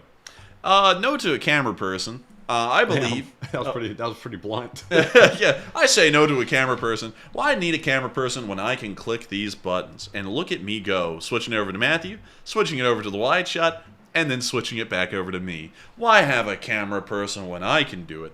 And also, on top of that, that's just another cog in the machine, and one thing I've learned is that the more cogs we have, the more things just go wrong. Not even for any good reason. People just for some reason want to just cause problems. And you know what would happen with a camera person? I know what would happen with a camera person. They would work the schedule we work, and they would go, you're crazy thinking that you're not going to give me any vacation days. And I go, what the hell do you think this is? The 21st century? This is the Victorian era in here. This is the 19th century. You work 7 days a week. You get your... You know, we might be able to have somebody do that remotely. Wouldn't that be neat? Nah, that would be neat, yeah. But you know what would happen? They'd forget to click the button and go eat Cheetos or something. Yeah, they would go eat Cheetos, and they wouldn't click the button. Honestly, I hate to tell everyone this, but over 2 mod schisms, which were just stupid, I've really lost a lot of trust in throwing extra people into the equation, so I'd rather just be Matthew and me running practically everything than trying to throw in other people, because... other people cause problems just nonstop for no reason. Like, you know, cussing out people who watch the channel and then acting like it's wrong for me to say that cussing out people is not polite and they shouldn't be doing that. And then they go, oh, well, I'm gonna go, I'm gonna go, boss, and I'm gonna go cuss out people in another place, boss. And it's like, okay, good luck cussing out other people, but you're not doing it here. I give him maybe like another week before he turns on these new people he's gotten with. Oh, yeah. These people that were former moderators of yours, they are doozies to say the least. Not every single one of them. There's a few exceptions in the bunch, but my goodness, especially that first group you had, that's about the most dull group of people I've ever met. Yeah, and what's really interesting about that both of the groups, both in the first and second schisms, is that they talk trash to me about everyone. And especially the one guy that they're over and really buddying up with right now. I mean, like, good God, I remember sometimes what they would say. I would even be like, hey, man, like, dang, you don't have to go that far. What did you see in them? What? What did you see in them? Well, for a while, I saw that, you know, it'd be great for community building, you know, to have folks involved in, you know, being a part of the LSA and everything and, you know, actually having some moderator positions. But I remember I sat there and the worst mistake I ever made really was telling them, all right, I don't really have enough time to look at really much on this Discord channel because I'm doing so much other stuff, college and everything else, and running the show. So y'all just kind of get free reign. Just follow these rules, and I'll check in every once in a while. And then they never followed those rules, and they just ended up banning people and abusing their powers. And then, and then I'd show up and I'd be like, hey, what happened? And then they would lie a story to me and say, oh, this person, they mouthed off to me first, and then I'd find out they didn't. Like OC Jeff Gray, who ended up getting banned from everything, including here, although we told them they couldn't ban people in the live chat because they just didn't like them. And they did that to PsyOps too. They did that to tons of people. And, and then out of it all, when I sit there and finally go, hey, you can't keep doing that to people, that's rude. Then they want to act like we're the evil people for saying that that's rude to do. But with that, I hope that does address that fairly well, but I've got to say this, Matthew, here's the funniest thing to me. They're over in another place right now. Some of y'all may know who we're talking about or where they're at right now, and they act like they're buddies with him, but I remember back when they were my moderators, and that guy was, of course, stirring the pot with us back then, they would sit there and they would just trash that guy. Like, it was so bad, I even told them, hey, like, calm that down. That's just sounded bizarre. And I think Matthew was even in on listening on at one time in one call, and we were like, dang, this is going a little wild. I'll be honest with you, I didn't like them to begin with. I thought they were shifty. I didn't even want to talk to them. That's why I was like, back then in the day, we used to have like moderator meetings. With that first group of mods, I didn't even want to get on the meeting. Like, I kept telling the enforcer, I'm going to like bow out and pass on this. I didn't even want to talk to these people. They're really stupid. And it turns out they were. Yeah. And for some reason they want to call us like it was a corporate board meeting or something like every day. And it's like, do you know how much I got going on right now and how difficult it is to throw in an extra like hour or 3 hour call into every day? It's like, I don't really have time for this. And then, that the whole, like telling them that I'm busy as hell and like really busting my balls to get everything done around here. Oh, that's, that's too much too. But anyways, that's too much talk about these people. I mean, really. Anyways, I'm sure that it's got some cogs spinning in some people's brains going, wait a minute, they were saying what about me? And if we wanted to, like some people did, we do have screenshots of what they said. We could just start to spread that around just to give everyone a lay of the land. And believe it or not, they're actually watching right now, so they're hearing us roast them live on the air, and they can't say a thing about it. Oh yeah, boss. Oh yeah, it sounds like someone likes live streams. Yeah. But anyways, poor folks, I honestly have a little bit of pity on them because if your life is that dull that you hanging out on like here trying to harass people that had dealings with you a year ago, that's pretty sad actually. Yeah, it's pretty sad, and it's funny to see they've been keeping track somehow for an entire year. And also, what's interesting is that one person, just to give a little, y'all don't know who we're talking about, but Matthew will know, and I think the people involved who are watching right now will know. That one guy, Matthew, that, he sat there and said some stuff, and then you said, hey, stop that, and he went, for like, 36 hours or so. What's interesting is that was actually the channel that we were calling out at the beginning of this whole thing that was copying our thumbnails and intro cards that kind of started this whole thing from the very beginning, and then the other guy wanted to just hop in for fun and be involved in this whole thing even though he wasn't a part of that. Yeah, they crazy. Yeah, they crazy. They cray. But with that, we're on to the next one. All right. So, with that being said, we have a $50 super chat from Jesus UCSB that just came in, and thank you very much, Jesus, for the second support of the night. I believe it's the second support of the night. But Jesus says, let me say one thing I learned in the Army. Only cowards stand in a crowd. I've been personally attacked by somebody, and they use politics, and that since I'm from a certain political party, and then supporting the enforcers, I'm loyal. LSA for life. And I gotta thank you for the support, Jesus UCSB. Kind of circling back on what we were talking about for a little bit. I don't know what it is, but that particular person has the thing out for you. I guess they like you or something, because they are like directly mentioning you so many times. I don't really know what's up with that. To address that, I'm sorry that you have to go through that, because we've been going through that, and about 90 other people apparently have been going through that with this person as well, all the way as far back, I think, as 2020, from what we were told today, with screenshots proving it. But yeah, I hate to hear that you're going through that, and, and also another thing that's interesting about that particular thing is that one time we said we don't get into politics on like some other channels, then he says I don't go into politics, and then he's calling for someone to be put to death today on Twitter. So whatever it is. I'm sure, because we've been addressing this a little bit tonight, I'm sure that there'll be some kind of a defamatory comment made about us in maybe 30 minutes. I'm sure it will happen. We've noticed whenever we have a really good stream or like high viewership, all of a sudden words start being exchanged out of the blue. Yeah, we'll tell you all this. We have a joke when we run a stream and I see that our viewership in the first 10 minutes is really high. I sit there and go, oh, the defamatory comments will be rolling before the night's over. And usually I'm right. Usually they do end up just coming out, and for no reason. Like that one about the Russian Liberation Army or whatever moving into Griveron.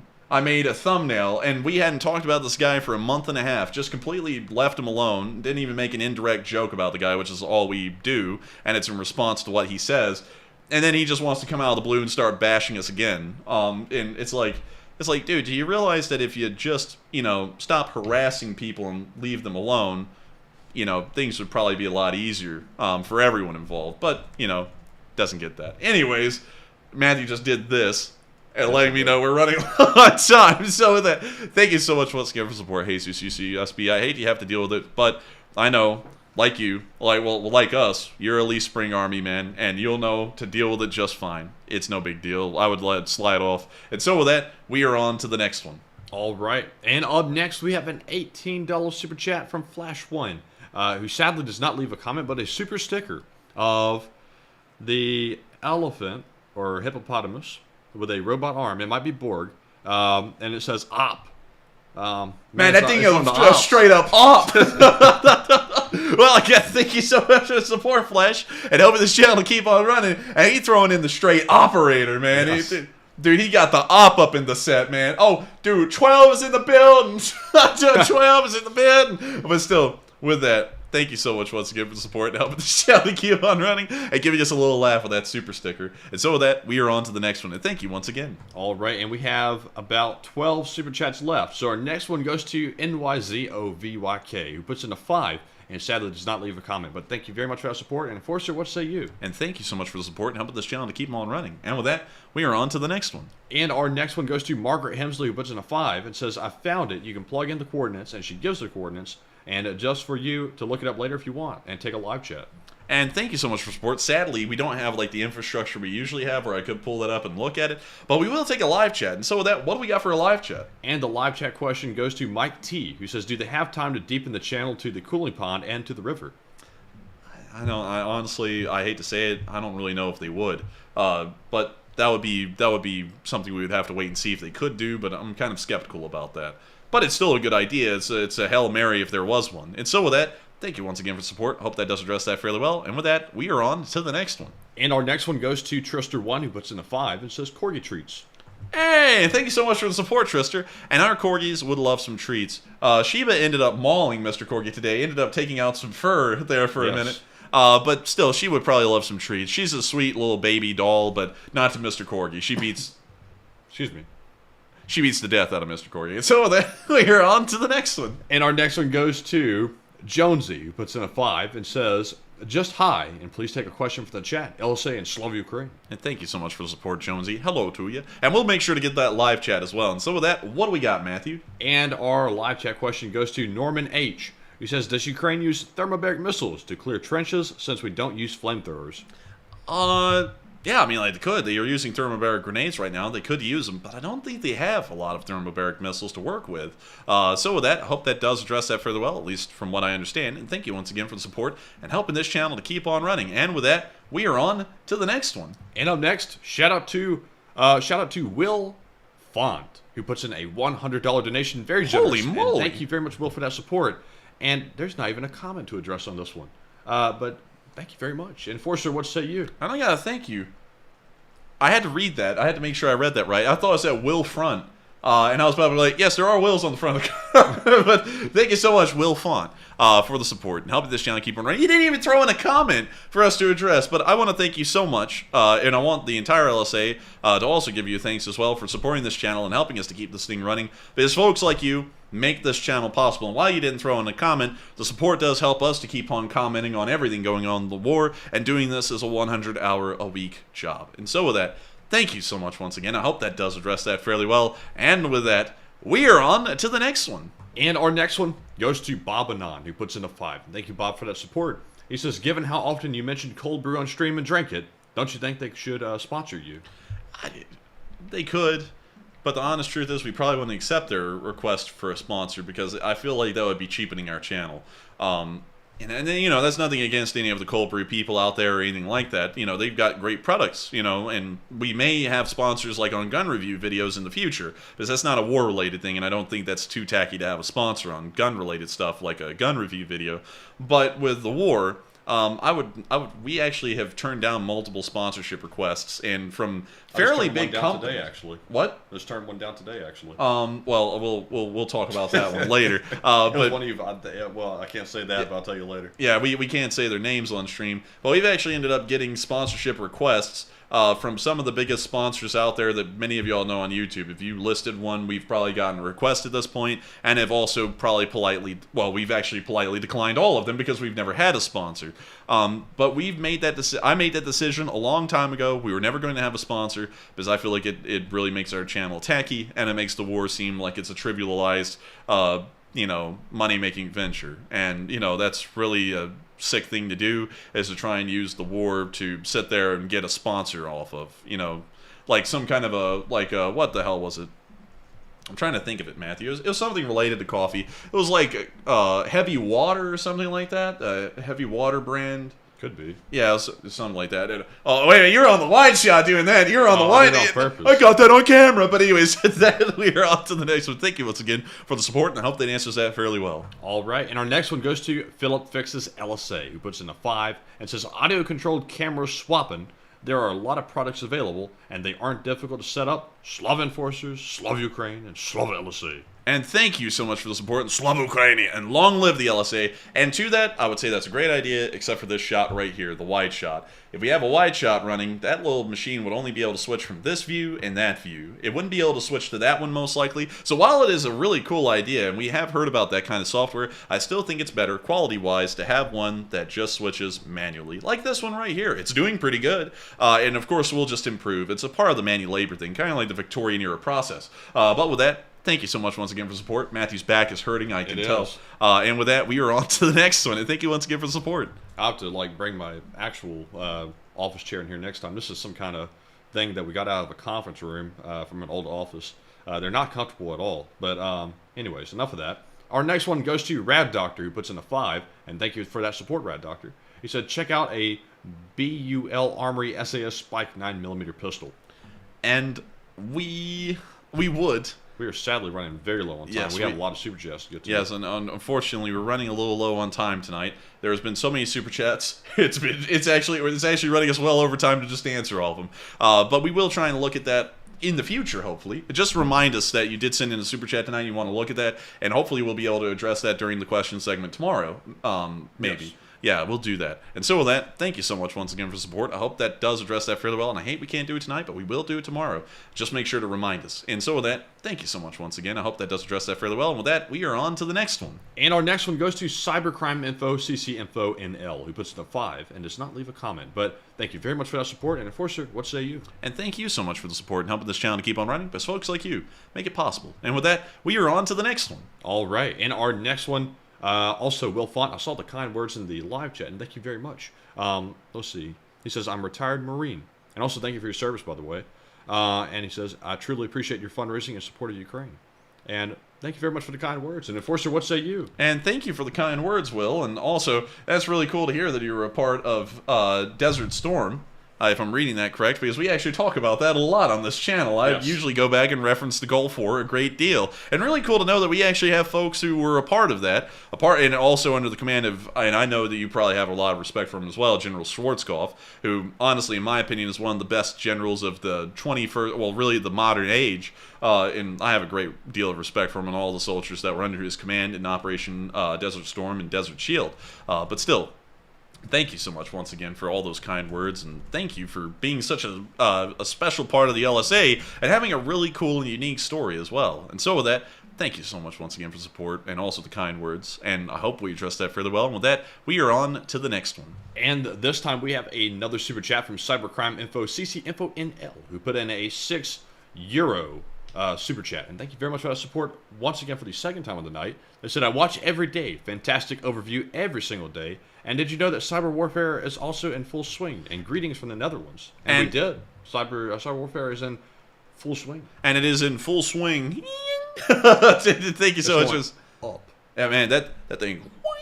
But anyways, I thank you so much for the support and helping this channel to keep on running. And yes, cyber warfare is in full swing right now. We actually were talking about that on a poll a little bit earlier. And also, thank you for being a viewer from the Netherlands. We actually have a lot of Dutch viewers, and you're one of them. So with that, thank you so much once again for support. I hope that does address that fairly well. And with that, we are on to the next one. And our next one goes to Dumper Bob, who puts in a 2 and says, Slav Ukraine. And Slav Ukraini. And thank you, Dupper Bob, for always throwing in that $2 super chat every single night, because that support helps us to keep this thing running, and it's so memorable to us, because every single night we're always like, there's Dupper Bob's $2 super chat every single night without fail, and it's something we always know you for. And I got to thank you so much for always being in our live chat, always pumping us up and supporting us, and of course always throwing in that $2 super chat so that we can thank you every single night for helping us out in a massive way over such a long amount of time, for helping this channel to keep on rolling. And so with that, thank you so much once again. I hope that does address that fairly well. And with that, we are on to the next one.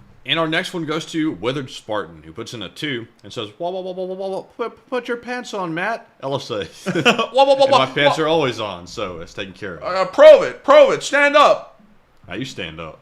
Oh, I'll stand up if you stand up. But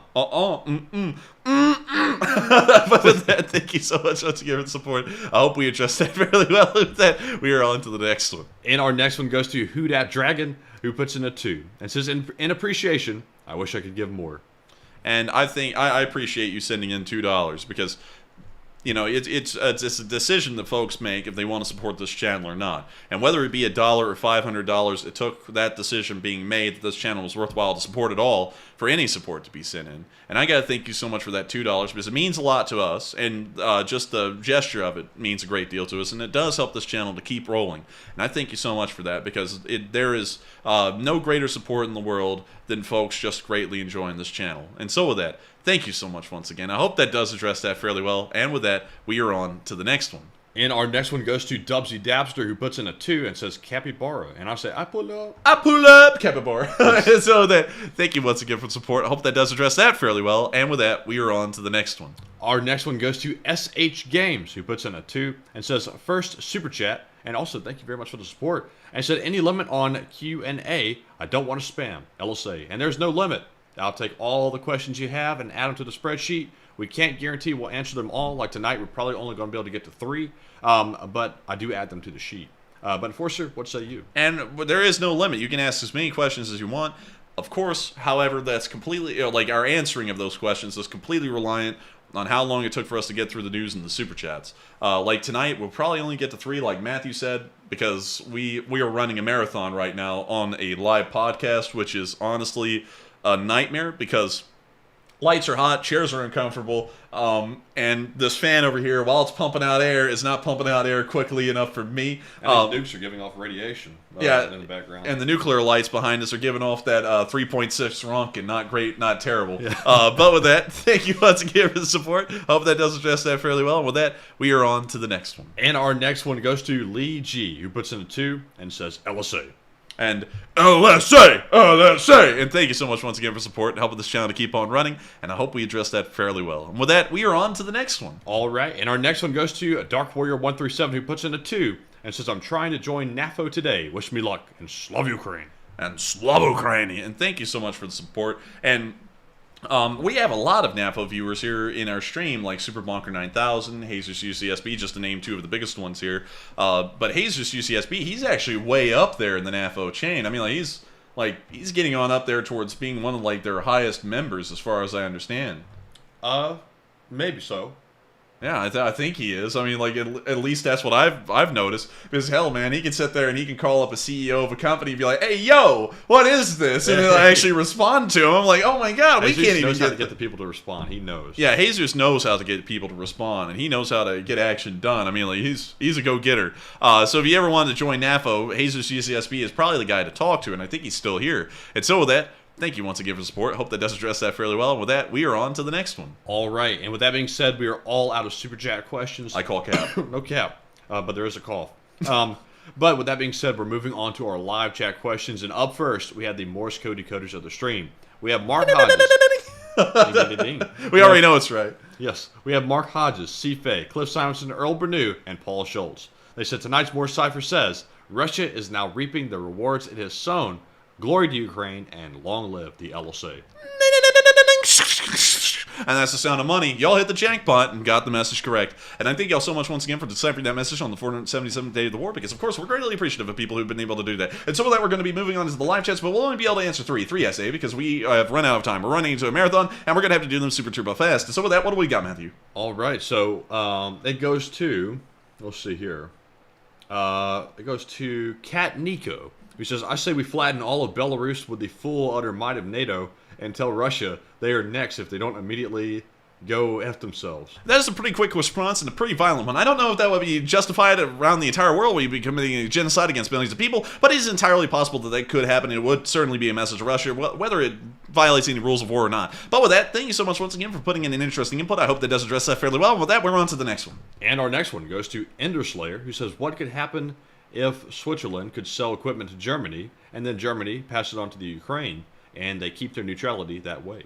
They have already been doing that. They've been providing Gepard ammo to the Germans, as well as Leopard 2A4s, and then the Germans have been selling that on to the Ukrainians. They have been keeping their neutrality that way. However, there is a little bit of a problem, because the Swiss still are kind of violating the law if the Germans sell that ammunition or weaponry to the Ukrainians, because in a way they are still breaking their neutrality. So once again, it goes back to the crux of, can the Swiss really do that, or do they need to start breaking their neutrality to send the weapons directly to Ukraine instead of operating through a middleman, which is still breaking their neutrality? And so with that, I hope that does address that fairly well. And we are on to the final question of the night. And so who's the lucky last person who asked the lucky last question of the night? And that viewer is SH Games, who says, at what line do you think NATO will be involved, and do you think Poland's recent stance on immediate NATO admittance hints that it has been crossed? I think it certainly hinted that it's been crossed. I think that actually, because of a few days ago, Matthew, if you remember the Polish president, he was in there talking about that there should be a NATO involvement in Ukraine immediately, or Ukraine should be brought into NATO. I think that was brought about because of the border guards being shot at in Poland. I think that's actually the case. But in all honesty, I would have to say that there is a good reason for Ukraine to be in NATO. I honestly think that we're starting to move more towards that direction now than after the war, and I think that'll certainly start to happen here in the future, or at least the discussions of that will be happening here over the next few days.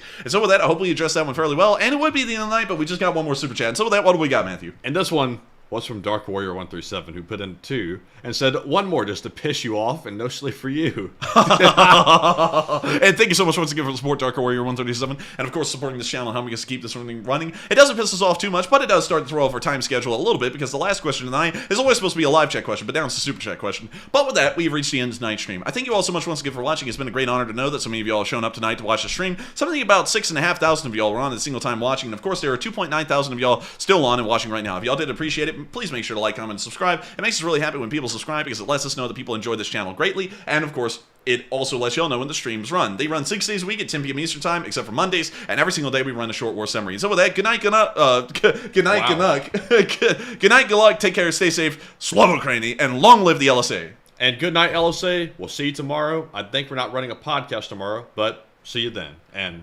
Slava Ukraini. And now let me go find the button to go to the outro card. And now we're stalling. I forgot about this. Let's see. And we'll see you around. See you around. Long live the LSA.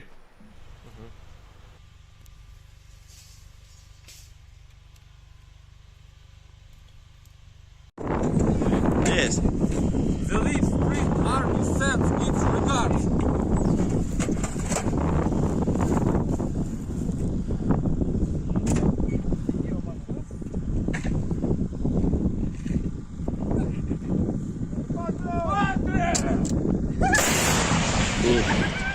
Русский военный корабль. Предлагаю сложить оружие и сдаться. Русский военный корабль, иди нахуй.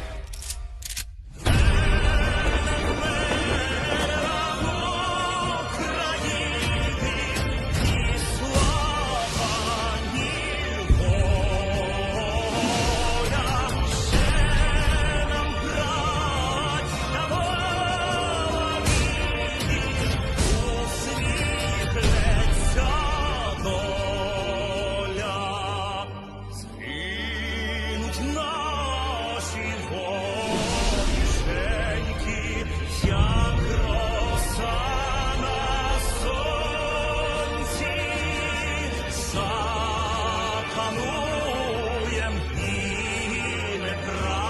життя у своїй